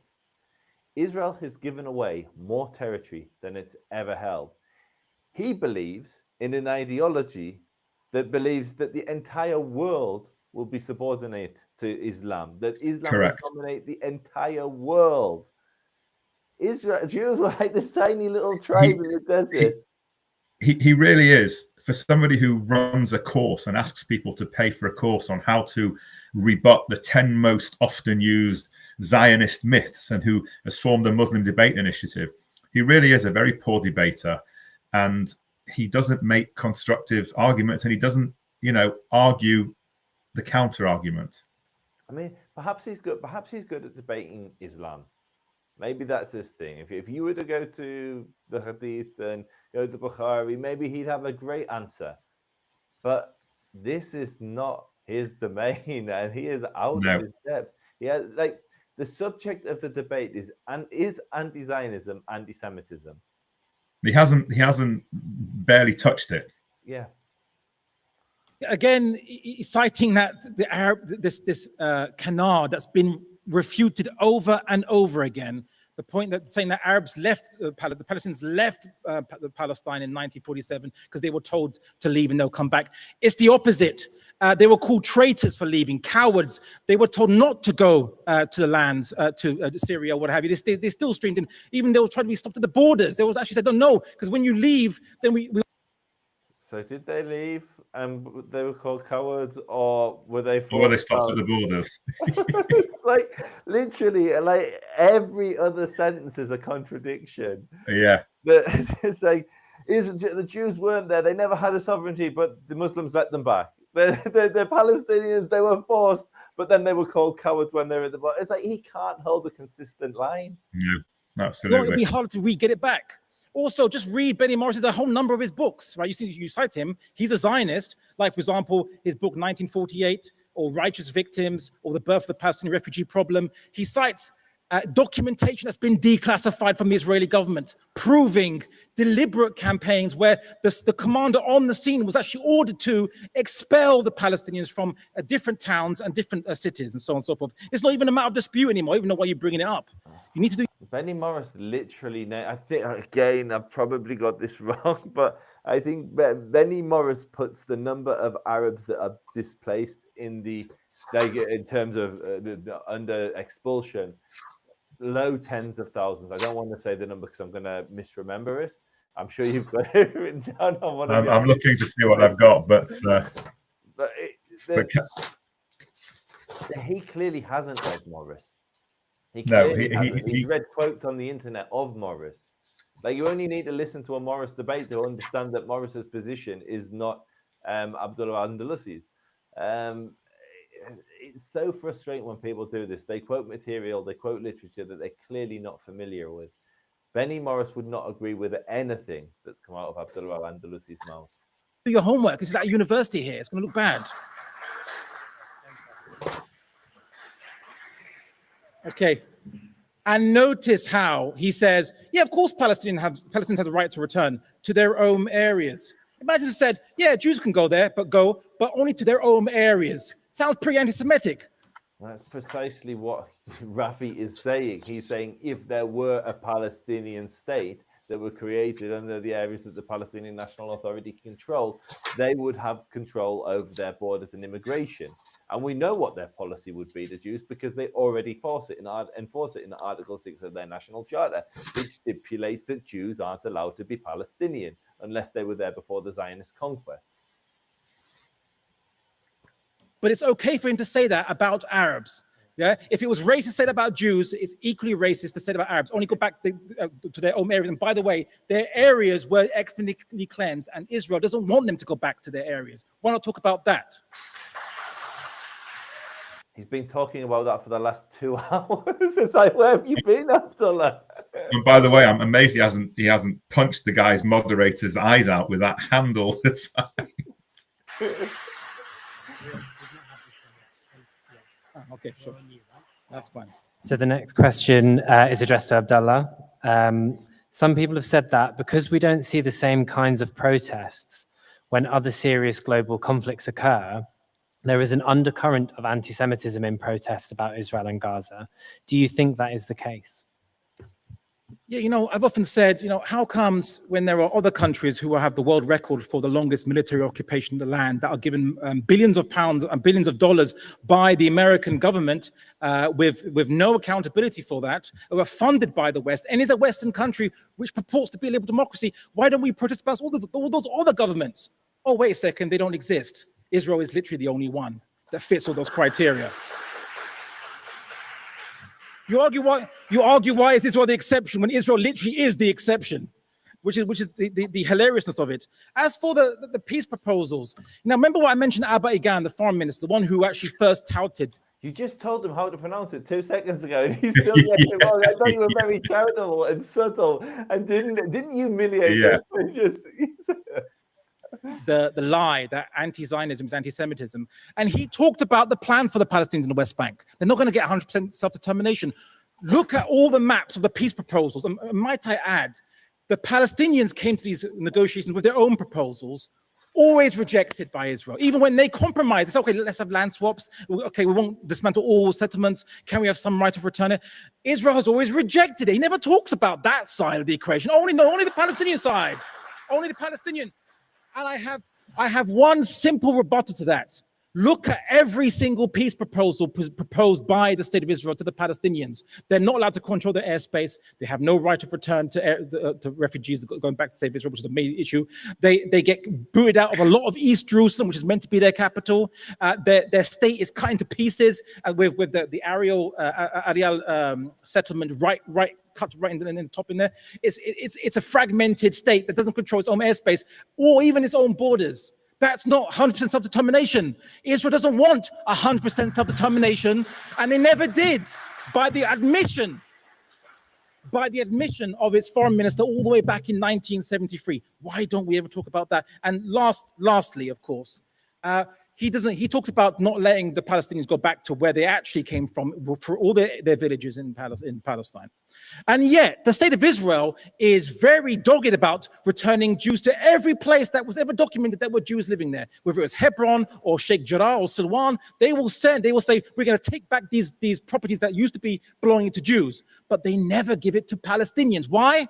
Because Palestinians are not equal to Jews in the eyes of Zionists. It's actually the Jordanians enforce the same law. The Palestinian National Authority enforce the same law. Every nation is basically what happens with enemy territory when an enemy is defeated. And so, of course, Israel supports Israelis living, and it's not limited to Jews. It's Israelis can live in areas which Israelis control. And Jews emigrating to Israel under the right of return are not refugees. And the Palestinians are not refugees either, because they're fifth generation citizens or subjects, or living in other countries. But he's mixing apples and oranges. Yeah, continuously.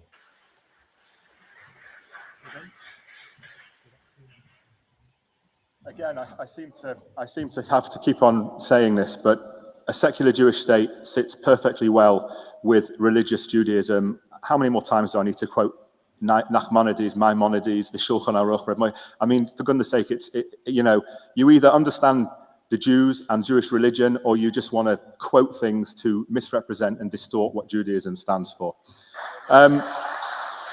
In terms of land and peace, maybe Abdullah has forgotten his history, but Israel gave the Sinai back to Egypt. That was Menachem Begin. Ariel Sharon left the Gaza Strip in 2005. Something like 80% of Palestinians, 90% of Palestinians in the West Bank live under Palestinian Authority rule. But we'll leave those facts now because they're clearly not convenient. Now, every country has the right to control its own borders and decide who comes in. We do it here in the UK, the Americans do it, the Europeans do it, everybody does it. Everybody understands in this peace deals that the right of return is not going to happen into Israel. They will be absorbed in the new Palestinian state that comes into existence. Now, that Palestinian state should be here. The Palestinians should have their own state, but they've been let down by their leaders time and time again. Abu Mazen is 19 years into a 4-year reign. Hamas are theological Islamists who want to destroy the whole of Israel.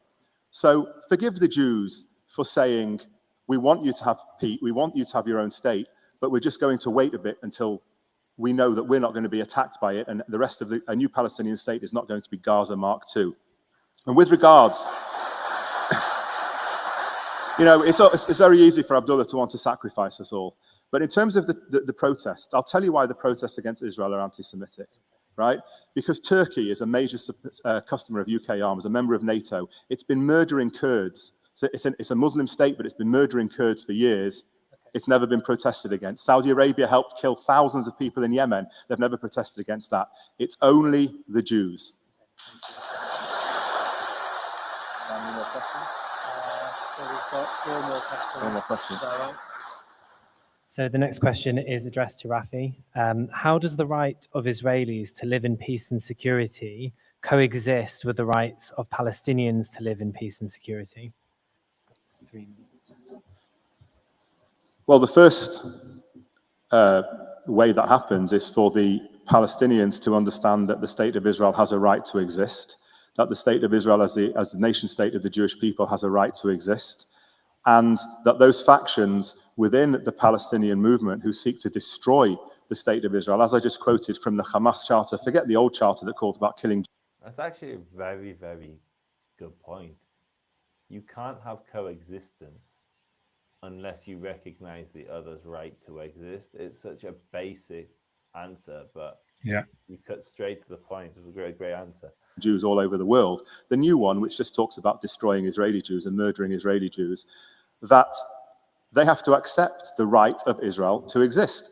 And the regional proxies and the regional countries like Iran also have to agree that Israel has the right to exist. Now, we've seen some movement on that. The Abraham Accords was a fantastic way of the Gulf states recognizing Israel's right to exist. Egypt recognized Israel's right to exist. Jordan recognized Israel's right to exist. But there are many, many other countries in the Middle East that have not recognized Israel's right to exist. And this is the problem. Abdullah still won't say it. He wants this unitary state, this binational state. I mean, the interesting thing about Abdullah is actually he doesn't want nation states at all. So I'm not sure what he thinks, what flag this state would have, what language it would have, what roles it would play, how it would identify itself. What Abdullah actually wants is an Islamic caliphate across the whole of the Middle East and probably into the West. So let's not be fooled by his nicety about wanting a biracial state where everybody's together, because A, we know that wouldn't work. Does anybody really think that after 76 years of struggle, the Palestinians are going to give up their flag, their nationality, their customs?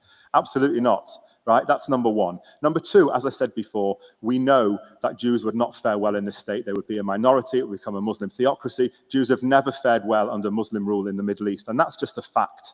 Okay, that's an absolute fact. He'll tell you otherwise, and yes, they might have fared better than under Christianity in Europe, but they absolutely never fared well. So ultimately, how do the two states live side by side in peace and security with an acceptance by the Palestinians that the Jewish state has a right to exist? Even as recently as in recent years, the Palestinian Authority have come out with statements that call for the liberation of Palestine from the river to the sea. So how can you expect there to be peace when the Palestinians have this attitude of all or nothing? I mean, the truth is that they want absolutism, as I said. And until they can accept the fact that the Jews are not going anywhere, that the Jews are the indigenous people of the state of Israel, that it's a return to ancestral homeland, then unfortunately there won't be peace, because the Palestinians don't want peace.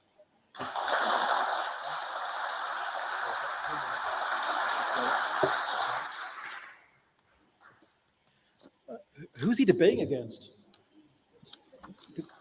At any point, did any clearly no one, because he's not been listening to me for 2 hours. But anyway, that's very rich. Did I say? Wait, more sorry, now it's okay. It's their side's turn to disrupt. All right, can we respect free speech? Yeah, let me speak. Don't worry. Just trust your colleague here to argue for you if you want, if you have confidence in him. Okay. All right. Yes. Yeah. No one's saying that Jews should go anywhere at all whatsoever. We're talking about the simply equal rights for Palestinians. That's all we're talking about. But you see how they try to divert the argument. Oh, you just want to kill Jews, what have you? I want to quote something. You might find this interesting. The choice before us is one of two divergent courses. So let me just, before you pause this was a rookie debating error by me. Well, not necessarily I've debated before, but this was an error. And I should have taken a lesson out of your book, because I've seen you do it many times. He quoted something at me, and rather than say I need to know the context of it, I answered it. So roll tape.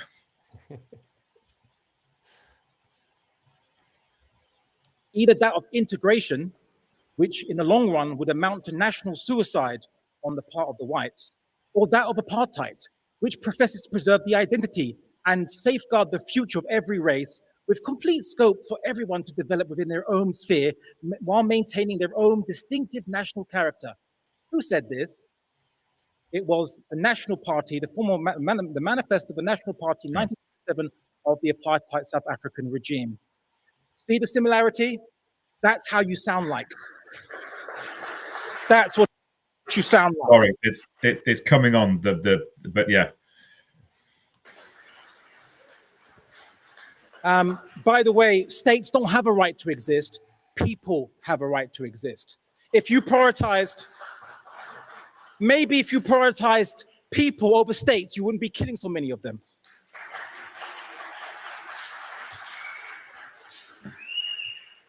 Yeah. Because it's Jews that are killing people around the world in hundreds of thousands. Yeah, it's the Jews, it's Israel that's doing that. It couldn't possibly be your co-religionists, Abdullah. Oh, he said, oh, Israel gave back Sinai to the Egyptians. Oh, that's nice. But when Egypt asked before 1973, we'll have a peace deal with you, just give it back. What did Israel do? It 2 points with Golda Meir? Refused. No, we're keeping it. Only after there was a war and the Egyptian army was ensconced on the Sinai and couldn't be budged, Then there was agreement and negotiation with the Americans, only after Egypt launched a war to get it back, right, and kept their army there. Is that not true? Please fact check me, all right? Well, okay, all right. anyway, and I'll finish this absolute last point, which is I'm not arguing whether Judaism permits Jews to have rulership in the land of Canaan or Palestine or retinue, as the ancient Egyptians called it. I'm simply saying, where does it say in Judaism that Jews must be the rulers and supreme over everyone else in that land? Where does it say that? Bring it. Bring it.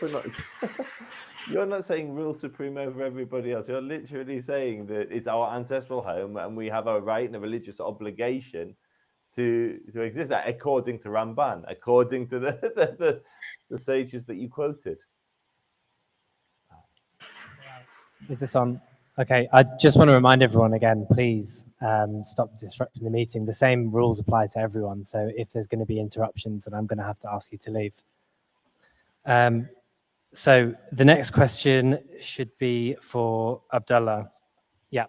So it's the question is, what do you think the impact of the slogan "From the river to the sea, Palestine will be free" has on our different communities and their safety? Okay. There's a Jewish organization called the American League for Free Palestine. Are they anti-Semites? Depends what they mean by Free Palestine. They just said Free Palestine, and they're technically militant. They advocate for militant insurgency there. But are they anti-Semites though? So militant insurgency, as in fighting the state of Israel. Fighting military occupation there. Then they're anti-Semites. Then they're anti-Semites. Okay, yes. The American League for Free Palestine are anti-Semites. I have some bad news for you guys. This is 1947, and they were supporting the Irgun. It's your own people. What was the context? There was no context. He just asked me, were they anti-Semites? And I said, was it a military insurgency fighting the Jews? And I think I said that, and he said yes. And I said, yeah, they were anti-Semites. I mean, childish, basically. Yeah. What was the quote? What did he say? What did they say? Sorry. I can't. I think he said, I can't remember. Let's just go back to what I actually said. What he asked. So the next question should be for condemn Jews fighting military occupation. Free Palestine. They just said Free Palestine. everyone. So if there's going to be interruptions, then I'm going to have to ask you to leave. Yeah, just go from here. So the next question should be for Abdullah. Yeah. So it's the question is, what do you think the impact of the slogan "From the river to the sea, Palestine will be free" has on our different communities and their safety? Okay. There's a Jewish organization called the American League for Free Palestine. Okay. Are they anti-Semites? That's absolutely sorry. Sorry, that's like no. It's such an own goal as well. It's such an own goal. I wasn't paying enough attention. So his question is that there's an American organization called whatever, the League for Free Palestine, and they are Jews calling British mandatory Palestine, and it should be free from British occupation and in the hands of Jews, which has nothing to do with the modern. Yeah, no, I get why you walked into that, but it would have been, such an own goal from him. He got lucky. He got so lucky that you didn't pick him up on that. Correct. And I think I rectify it in the next statement where I said I didn't understand the context. But anyway, you live and learn from that. Depends what they mean by Free Palestine. They just said Free Palestine, and they're technically militant. They advocate for militant insurgency there. But are they anti-Semites though? So militant insurgency, as in fighting the state of Israel. Fighting military occupation there. Then they're anti-Semites. He didn't say anti-Semites. Okay, yes. Yeah. So you ask Israel. He says, "Fight me." He's very, very. He's very ambiguous. But okay, you know what? But his childish excitement was just like, we're in a university. Yeah. But also, it's such an own goal because it literally reinforces what we constantly said. There was no Palestinian nationalism back then. What there was pan-Arab nationalism or pan-Arabism. I mean, there was a small Palestinian, but they didn't call themselves Palestinian. It was the Jews that were Palestinian. It was the Jewish Palwin, Palestine Wine Company. Yes, correct. Yeah. I mean, how many Muslims drink from the Palestine Wine Company, Abdullah? The American League for Free Palestine are anti-Semites. I have some bad news for you guys. This is 1947, and they were supporting the Irgun. It's your own people. You just condemned your own people. Oh my God. Such a child. I'm embarrassed. I'm embarrassed you for should you. Be, Abdullah, I thought maybe he knew it. I thought he'd catch me out. Admittedly, I had it planned, but I thought he'd catch me out. No, he didn't know. These were people fighting. They were fighting the military occupation of the British. That's the military occupation they were fighting against for free Palestine. It's okay to say free. And what did they want, Abdullah? What did the Jewish insurgencies, you were describing them, want of the British? They wanted to remove the British from Palestine. So when you say from the river to the sea, Palestine will be free, what are we saying that you want? You can do it for me, Abdullah.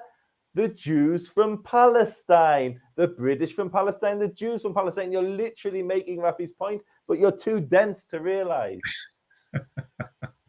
Palestine, what it means for Zionism, it's okay to say free South Africa when it's against the apartheid regime. No one says that means white genocide, well, maybe apart from the white racist regime. But to say the same thing apparently is anti-Semitic. And that's how ridiculous this motion is today. This is how ridiculous it is. Freedom for everybody. What next are you going to say? Black Lives Matter? Oh, that's racist. That means Black Lives Matter more than whites. No, it doesn't. Right? Free Palestine means free for everyone. Why don't you believe that? Why don't you believe that? Because Jews are so free in all of the other Muslim states in the Middle East, Abdullah. We're so free. Okay. I'll finish up with this point. Now, just understand the Palestinian, the mainstream leadership, right, which is Fatah and the Palestinian Liberation Organization, now has become the Palestinian Authority. They have already accepted to live in 22% of their former homeland.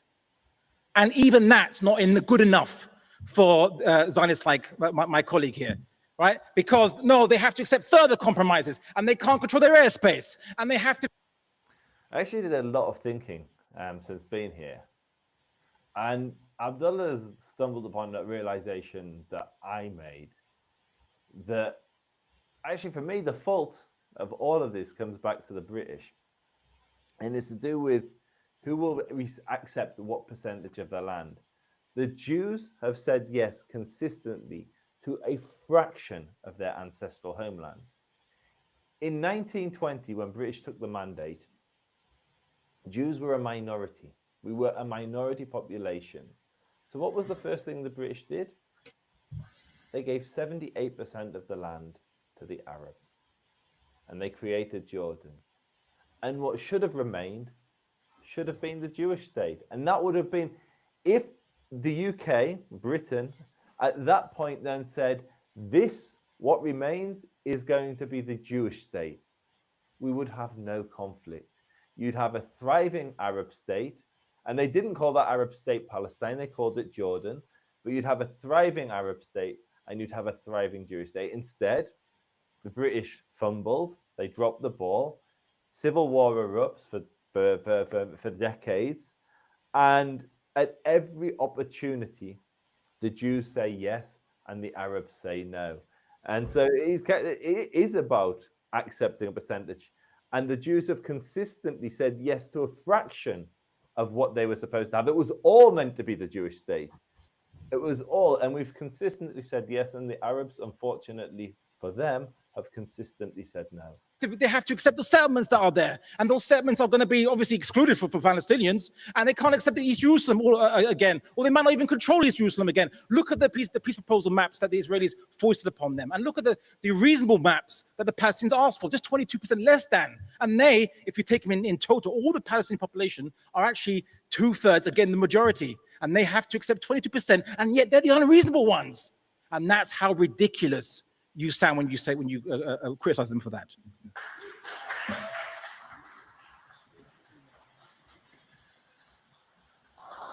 It's very easy to reply to a quote out of context, of course, but anybody that seeks to be militant against the Jewish state of Israel, to destroy Israelis and Jews and to kill Israeli and Jews for the liberation of Palestine, and if you attack Jews for being Jews in the state of Israel, then you're an anti-Semite. Now, again, we can talk about the Hamas Charter, and we can even talk about the PLO Charter if we want to, that talks about freedom of Palestine from the river to the sea.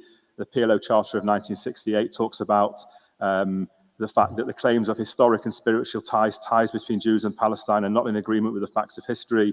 Judaism is not a nationality. I mean, you know, this is anti-Semitism. We've just established that Jews are a people and a religion. And this is an argument that goes on. And I love it the way that my colleague here likes to talk about the Torah and the Tanakh.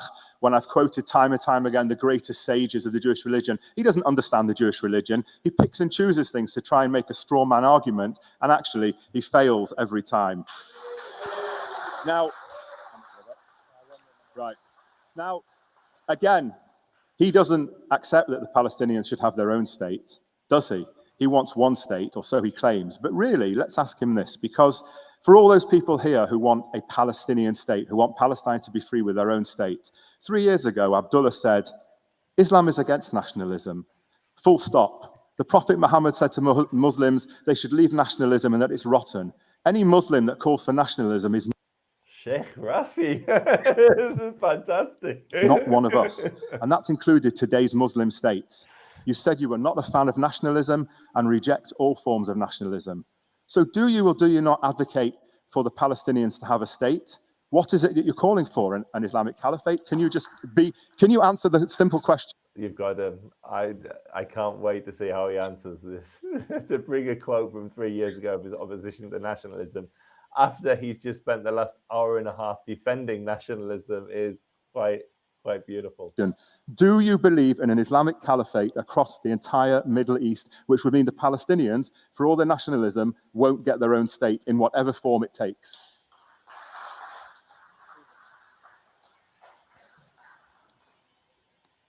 So, did you know that there was already a caliphate there before the British took over Palestine? The Ottoman caliphate system. And Ben Gurion himself praised it's called the Millah system. It was a system of, Ben Gurion praised it, and he lived during Ottoman times. And were the Ottomans Palestinian? Were they Arabs? Were they from the Middle East? No, they were from Turkey. Yeah. So he saw it for himself. He praised it, and he thought it might be a good model if Jews can't get a majority state and the British won't let them have a partition, whatever, maybe they can have some kind of local autonomy like was in the Ottoman Millah state. This is Ben Gurion's own writings on this in the 1920s. Condemn him if you like, right? There's also a great book for you to read. It's called Jewish Life Under Islam, and it's by a Jewish historian, Amnon Cohen. So it's a Kohanim, and he showed that basically Jews had justice and they were not persecuted as a general rule for Islamic law under this Islamic lands, and they weren't obliged to go to Muslim courts. They had their own law system, their own law courts, and so on and so forth. There was no professions that they were restricted from doing, like in Europe. They were free to do whatever they wished. This was the peace and justice that Islam offered, where everyone can live in autonomous religious communities, living their own life and by their own religious laws and standards. That created peace. Nationalism has always been inciting ethnic conflict, because the question is, nation, which nation? And if there's other nations, there's always a fight. And Zionism is my proof in pointing that. But my argument today is one of... He's right, you know. He's spot on, because as long as there was a caliphate, there was never any violence. The caliphates never engaged in any violence. There were never any Muslim armies that invaded other countries and took land. No, when the caliphate stood, there was perfect peace. The world was at ease. Not one person died at the hands of anyone else. This guy's an absolute lunatic. Literally, the caliphates went out and expanded their borders and came to conquer most of the known world. The Ottomans conquered Palestine. Where does his name? Where does his name come from? Al-Andalusi. Exactly. The Andalusian, Spain. Of consistency. The Quran tells Muslims, do not dispute the people of the book, Jews and Christians, unless you see them committing injustice. Injustice does not mean they're not following Islam, because they're Christians and Jews, so they're not going to be following Islam anyway. It means they're not being consistent. And if you argue that self-determination is a right for all people, mean it. And that's all I'm saying. Okay, is this on? Right, we've got 2 questions left. I have to say, I admire your stamina. After the 2 questions, we'll have the final remarks and then we'll wrap. The moderator has no idea about Abdullah's stamina. He had me on a 5-hour debate. I know, it's correct. Correct. I mean, if he might not always be consistent with his arguments, but he can go. He's got a lot of stamina. Wrap things up. So the next question is addressed to Rafi. Is that right, actually? Because you asked in the last one. No, we've not had this one yet. Have we had this yet? Should the historical presence of civilizations in the region from long ago have a bearing on the policies and attitudes of today?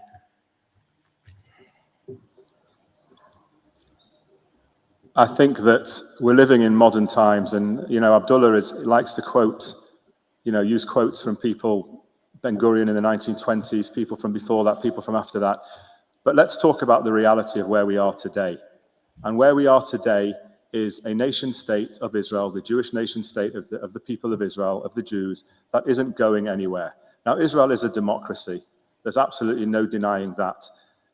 82% of Israeli Arabs in a poll a few years ago said they wanted to remain as citizens of the Jewish state. I know that Israel is a democracy because 20 years ago, my father had a heart attack and a stroke on holiday in Tiberias, and his life was saved by an Arab doctor.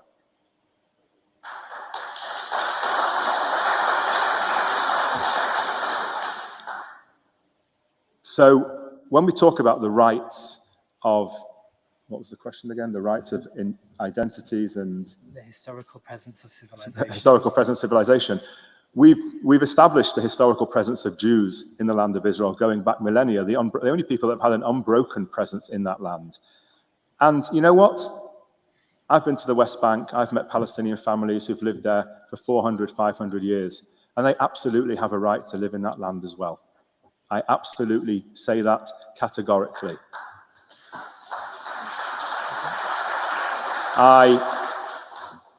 I believe that should be done with 2 states living side by side, each people with its own nationality, each people with its own customs, each people with its own language.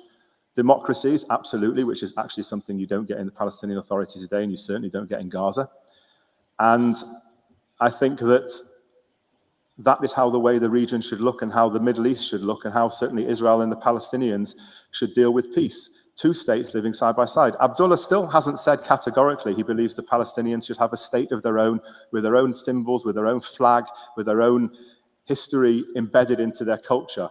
He won't say that because he doesn't believe it. He believes in a caliphate. And it's all very well for him to say, yeah, the Jews were tolerated.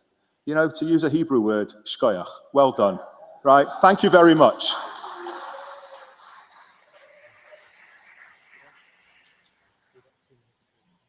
Okay, I'll answer that question directly. I'm only for consistency. If you believe in the caliphate or you want to implement that, fine. But if you don't believe in, you believe in nationalism, then be consistent. That's all I'm asking for. You pick which one you want, and you be consistent. If you believe in self-determination, then it's for everybody, not just for Jews, not just for whatever. So which one do you support? That's what he's asking, Abdullah. Just answer no the answer. question. It's for everybody. That's it. But you're not being consistent. I keep asking you, do Palestinians have the right of return to everywhere they lived, as Israel enforces Jews are returned back to where... You've answered this question like several times already. Yeah, you've also got incredible patience, right? they live, or it's given back to their heirs and descendants, which is the state policy now in Israel. then will that be equally extended to Palestinians? Equally. Always silence.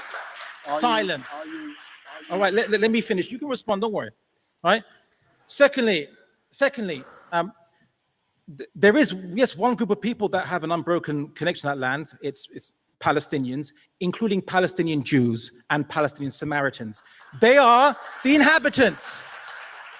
But just because you've got a Palestinian Jew, Samaritan, or the Palestinian Jews, the Jews of British Mandatory Palestine became Israeli in 1948. There is no Jew that lives under the Palestinian Authority today. And the Samaritans are not considered Jews. They're citizens or residents, or there are two communities, one that lives near Shechem, I think, near Nablus, and one that lives in Israel. And in fact, there's a Yeshiva University professor or lecturer who's written a whole book and produced a whole film on them, but they're absolutely not considered Jewish. Yeah, and the thing with the Samaritans, they also don't call themselves Jewish. They don't believe they're Jews. I've got a friend of mine. It lives in the community by Shechem. Lovely people, very good people, but they don't call themselves Jews. But Abdullah al-Andalusi is calling them Jews. Yeah. Another example of him knowing what Judaism is and Jews are. Christian, what have you, somewhere in one part in Palestine, doesn't mean now that a German Christian or a British Jew can say, well, that's my people there, right? That's overstretch. European Jews have been separated from the land for 2,000 years plus, right? So that's not, so don't say that you have an unbroken connection, because clearly it was broken enough that it's 2,000 years. Technically, they could have gone back at any point in time after the Romans anyway. Why only now with the British, right? Second, I'll leave one other point, which is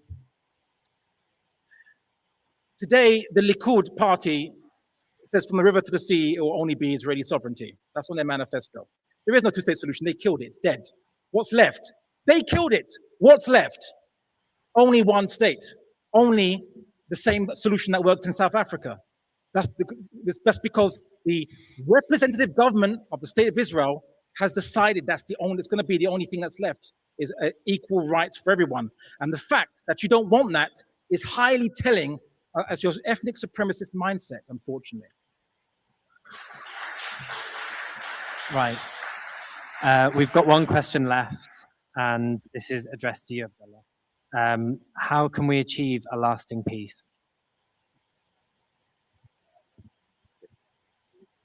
Quite simply, justice.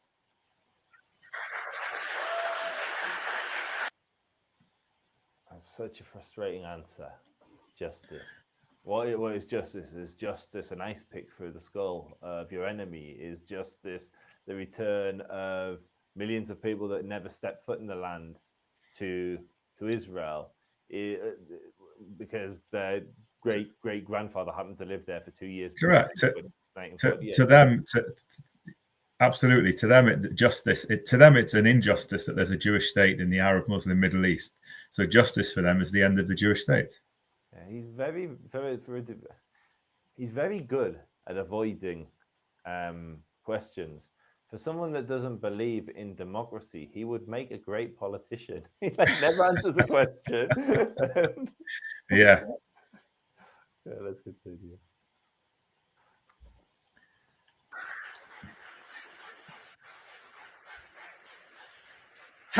Have you ever seen people, when given justice, still want to fight? No. Generally speaking, no.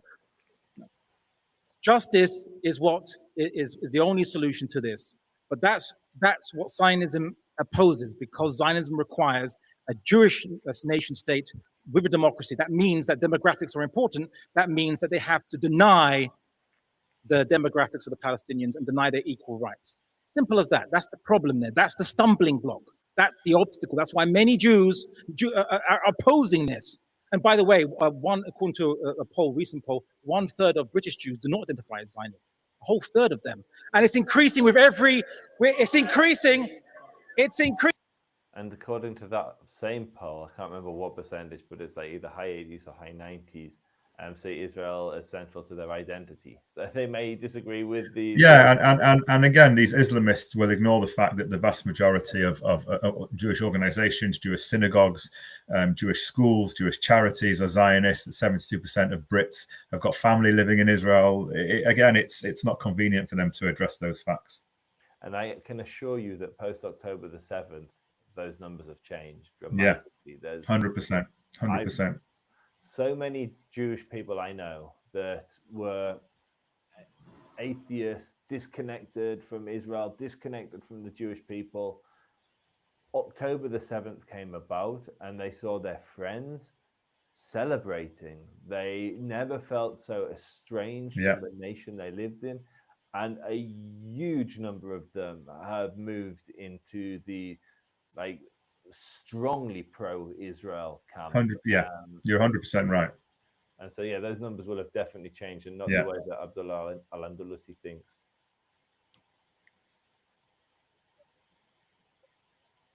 Palestinians or Hamas, right?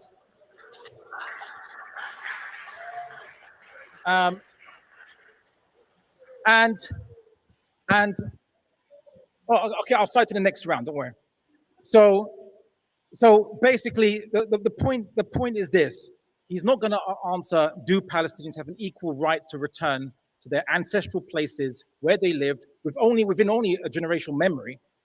He was not going to answer that question.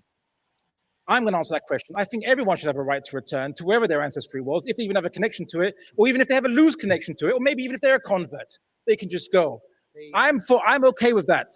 The problem is he's not okay with equal human beings simply being given equal rights, because that goes against his ethno-nationalist ideology, and that's unfortunately the stumbling block to peace today.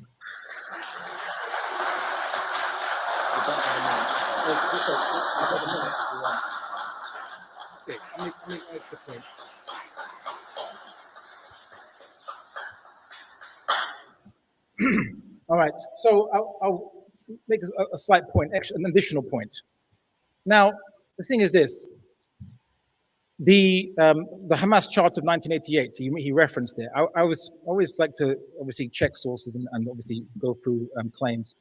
What isn't really mentioned is Article 31 in this, which is, it says, now, yes, Hamas does believe that the land of Palestine should be under Islam as it was before. Yes, they say that. They're not ashamed of it.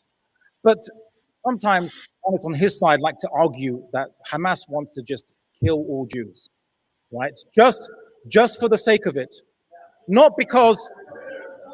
Okay. Now, I don't support some of Hamas's tactics in the past, much like many of you. I hope do not support the Irgun, who their leader became the prime minister of the state of Israel.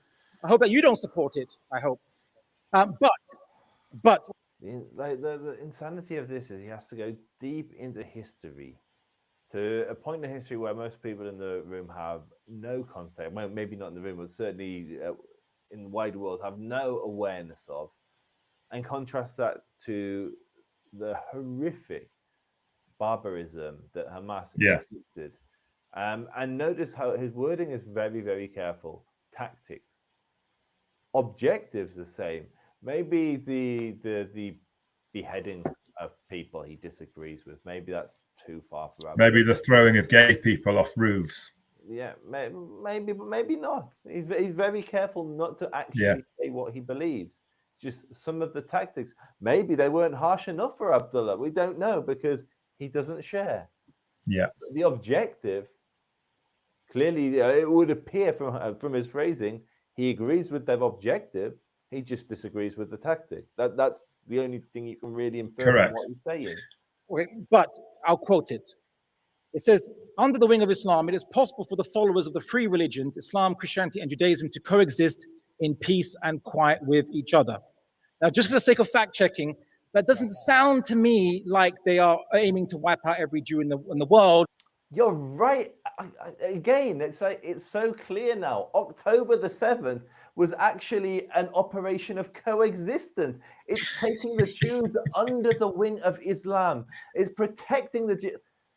That was Hamas's objective on October the 7th. That's the objective he's talking about. I get it now. The tactics maybe not, but the coexistence that Hamas preaches, that's what he supports. Yeah.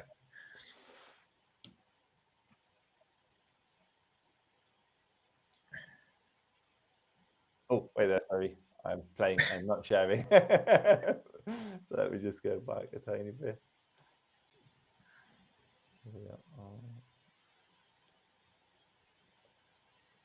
To coexist in peace and quiet with each other. Now, just for the sake of fact checking, that doesn't sound to me like they are aiming to wipe out every Jew in the world, as he says. Otherwise, why would it be in their manifesto that Christians, Muslims, and Jews can coexist in peace and quiet with each other? Answer me that.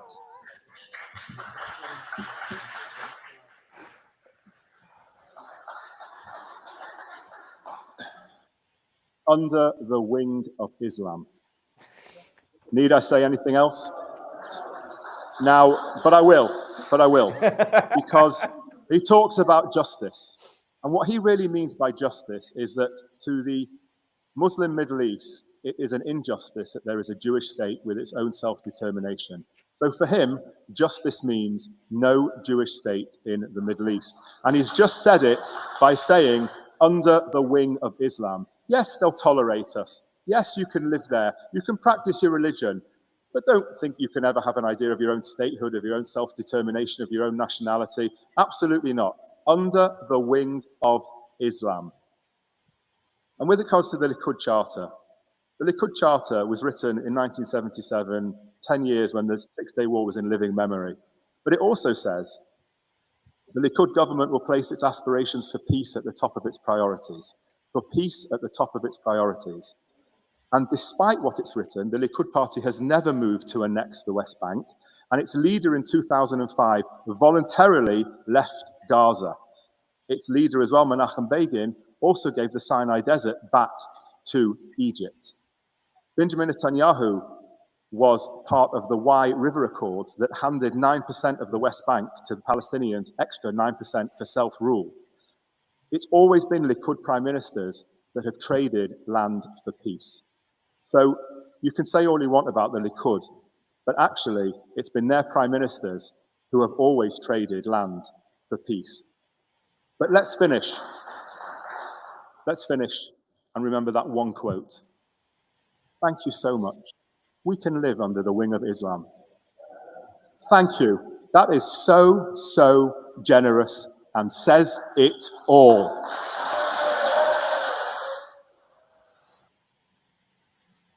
I'm sorry, that is game, set, and match. Well, now we come to the closing statements as well. But that was when he said wing of Islam, after talking about, who let the Jews come back in, it was the Caliph, to do your rituals all you want in Jerusalem. And now, well, it's okay, Hamas aren't that bad. They don't want to slaughter you because they said you can live under the wing of Islam. Yeah. And so is it worth listening to the closing statement? Should we get your closing statement? What do you recommend at this point? I think you can listen to mine, and I think you can listen to mine and not listen to his, because his is just a bunch of rambling statements. But I think mine is worth probably just playing, and then we'll let everybody get on with their evening. Perfect. Let's do that.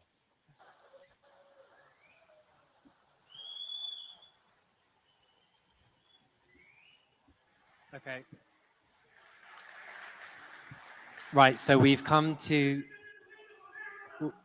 Sorry. Could you please?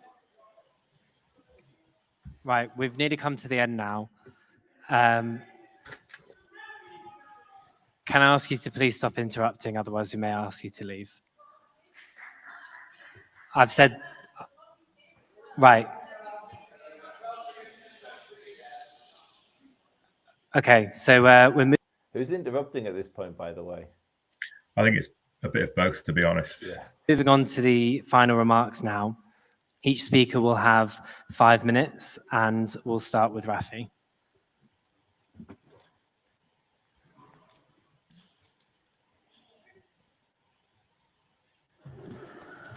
We've already established that Zionism, the return of the Jewish people to the land of Israel with their own state, subservient to no one, not under the wing of Islam, is at the core of Judaism and was a desire Jews prayed for across millennia. The creation of the modern-day state of Israel was the realization of that yearning and fused Jewish religion and nationality together. Zionism was and is the liberation movement of the Jewish people.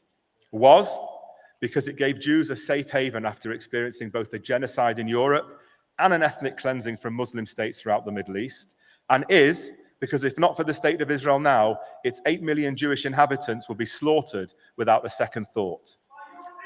When Ghazi Hamad, a member of Hamas's political bureau, said on October the 24th, 2023, Israel is a country that has no place on our land. We must remove it because it constitutes a security, military, and political catastrophe to the Arab and Islamic nation. We are not ashamed to say this. We must teach Israel a lesson, and we will do it twice and 3 times. The al-Aqsa deluge, that's the name Hamas gave the October the 7th massacre, is just the first time, and there will be a second and a third time. He meant it. When Khalid Mashal, another Hamas leader, said, October the 7th paved a wide highway towards the removal of Israel, towards liberation, and towards saving Jerusalem and the Al-Aqsa Mosque, he meant it.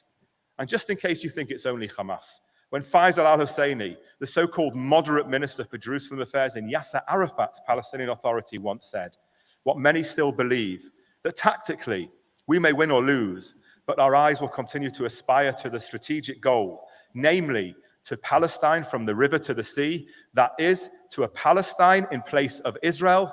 He meant it. And if you need any more proof that this is really what they want, consider this. It's not settlements or occupation that is responsible for there being no peace. The Arabs of the land, the Palestinians, have only ever dealt in absolutism. They have had, time and time again, an opportunity for a state of their own. They could have had it in around 75% of the land in 1937 and just under half of the land in 1947.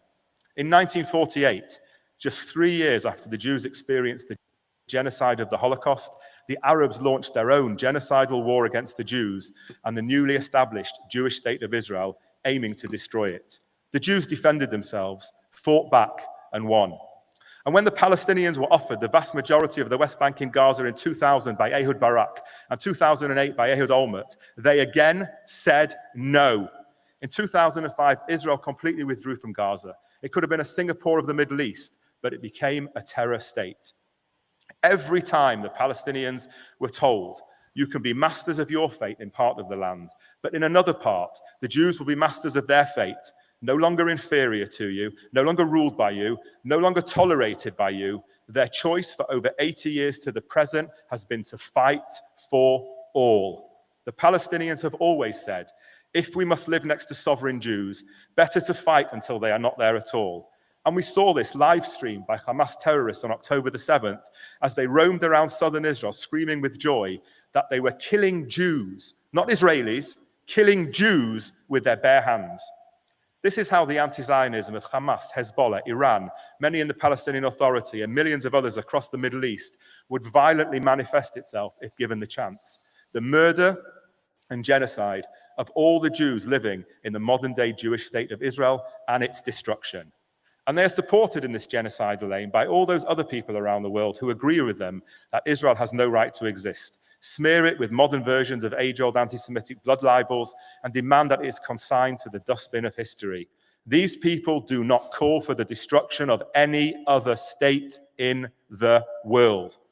These same people target those who identify as Zionists, effectively meaning Jews, and I should know I'm a Jew, since the vast majority of global Jewry proudly identify as Zionists, with abuse, discrimination, racism, and physical attacks on our streets, in our workplaces, at synagogues, at Jewish schools, at hospitals when we go for treatments, and online, simply because we believe in Jewish self-determination. 20 seconds left. If it's not really Jew hate, why do they use slogans like, from the river to the sea, Palestine will be free, and stop doing what Hitler did to you alongside pictures of Jesus on the cross, which say, Palestinians, do not let them do the same thing again, and chants of Chayba Chayba al-Yahud, an ancient battle cry that references the massacre of Jews by an Arab army, because it's age-old classic Jew hate.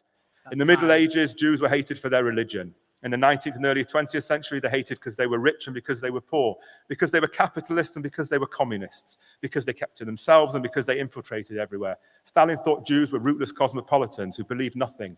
Hitler hated Jews because he thought they were parasitic vermin worthy of eradication, much like all those people I mentioned before. Before the Second World War, Jews were told to go to Palestine. Now they're told to get out of Palestine. Today, Jews are hated for their nation state. There are 15 countries of the United Nations who define themselves as Christian states, and 157 countries in total in which a majority of the population is Christian, and 57 members of the Organization of Islamic Cooperation.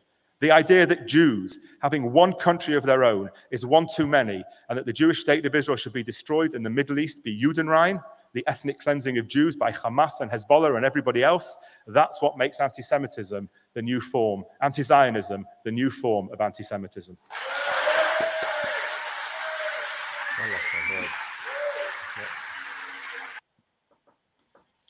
So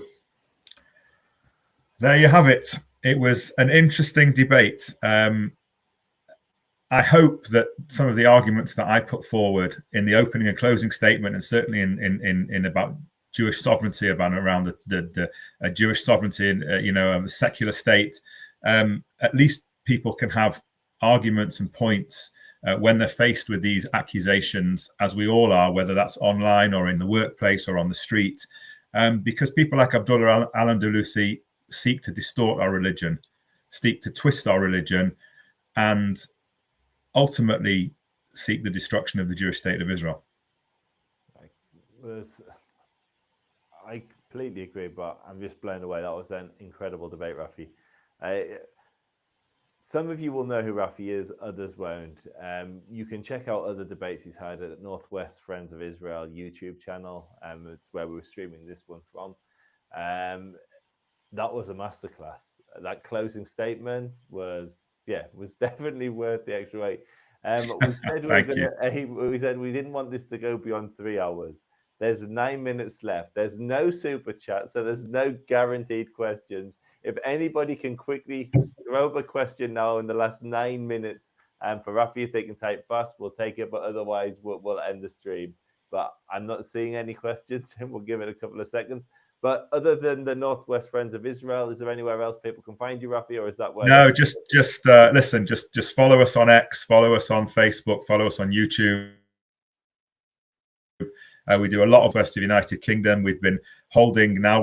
Last Sunday was our 59th hostage vigil that we held. We do lots of other stuff.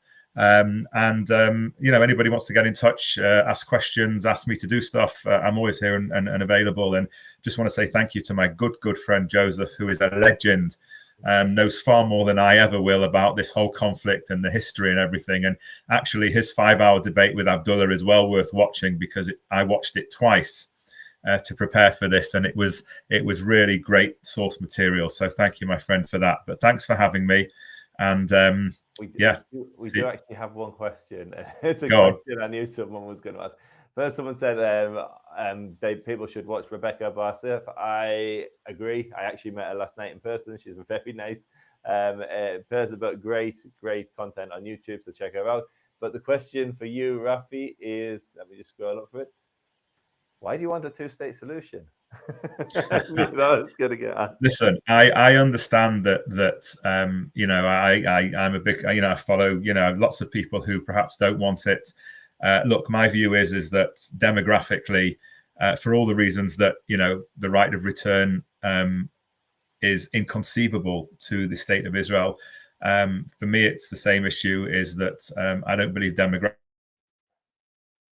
it would work from a numbers perspective more than anything. How will Israel absorb another 5.4 million Palestinians from the West Bank and the Gaza Strip with a higher birth rate? It will affect the very fabric of the Jewish state. And if people say to, my personal view is, if people say to accept them but have different levels of citizenship, then that's not something I personally would accept. So I do believe that we should try and have some sort of two-state solution, but I also believe that at the moment, as I said before, as the legendary Natasha Hausdorff says, at the moment it is a two-state delusion. Yeah, one of the things that's really caught me with this land when driving there is there are huge Arab cities, And I don't support I don't support transfer. I don't support ethnic cleansing. I don't support two-state solution at the moment because there's no partner for peace at the other side of the No, and I agree with you. I agree with you. At the moment, there is no partner for peace, and we cannot risk our security, or the state of Israel cannot risk its security. But ultimately, I think that's what I would like to. That's what I would believe. I would aspire to. But I think getting there is far more problematic than the notion of it. So I've got a couple more questions that I'll field now, and then we'll call it a day. One is from a good friend of mine, Arul, Operation Stephen. They're a Christian platform on YouTube. They create various very pro-Israel content. So thank you to any Christians, any non-Jews, Muslims, anyone who's standing with Israel. Thank you. You're on the right side of history. But so Operation Stephen asks, question for Rafi. What was the general attitude of Uni of Manchester towards yourself, the Jewish community, in the process of arranging and hosting this debate? It was incredibly positive and incredibly encouraging. As I said, there have been significant problems at Manchester University over the past year and a half, as there were at universities across the UK, Leeds, UCL in London, King's College in London, other places. The University of Manchester now has a new chancellor, Duncan Iverson, who's a Canadian who came from Australia, and very much is a philosopher by trade, and very much believes in the freedom of debate and the right to have, these sort of difficult conversations. So they absolutely supported us completely. In fact, what you didn't see on the film was at one stage the disruption before I even began to start. Every time I stood up to say one line, there was disruption. At one stage, the police came in, and the police made an announcement that the university security team had said the event was cancelled and they were to clear the hall. And the vice chancellor and the COO of the university stood up on stage and said, "We're the bosses. This event is going ahead. Nothing is cancelled. We're going to hear the debate." And I'm very grateful that they did, because I think to have that debate in such a prestigious as part of their Whitworth debate series was good to have. So they were very, very, very encouraging. I'd also add, actually, I know I've been a bit harsh on our friend Abdullah. Credit to him that he's willing to have these conversations, because there's many in the anti-Israel camp that refuse to even engage Jews, that refuse to even engage Zionists. And Kolakod, hat off to him, oversized kippah off to him. He will sit down and have those conversations. No, I said that at the beginning. He went up to the protesters and said, "Look, let me make my arguments. I believe I've got the right arguments." I mean, obviously he hasn't, because he couldn't answer any of my points, but he believed that. But it is the opposite of, I went to a mosque in Preston, which is in the north of England, and 5 pillars.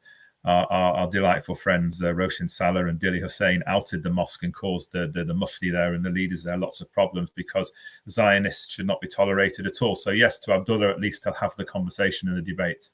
Yeah.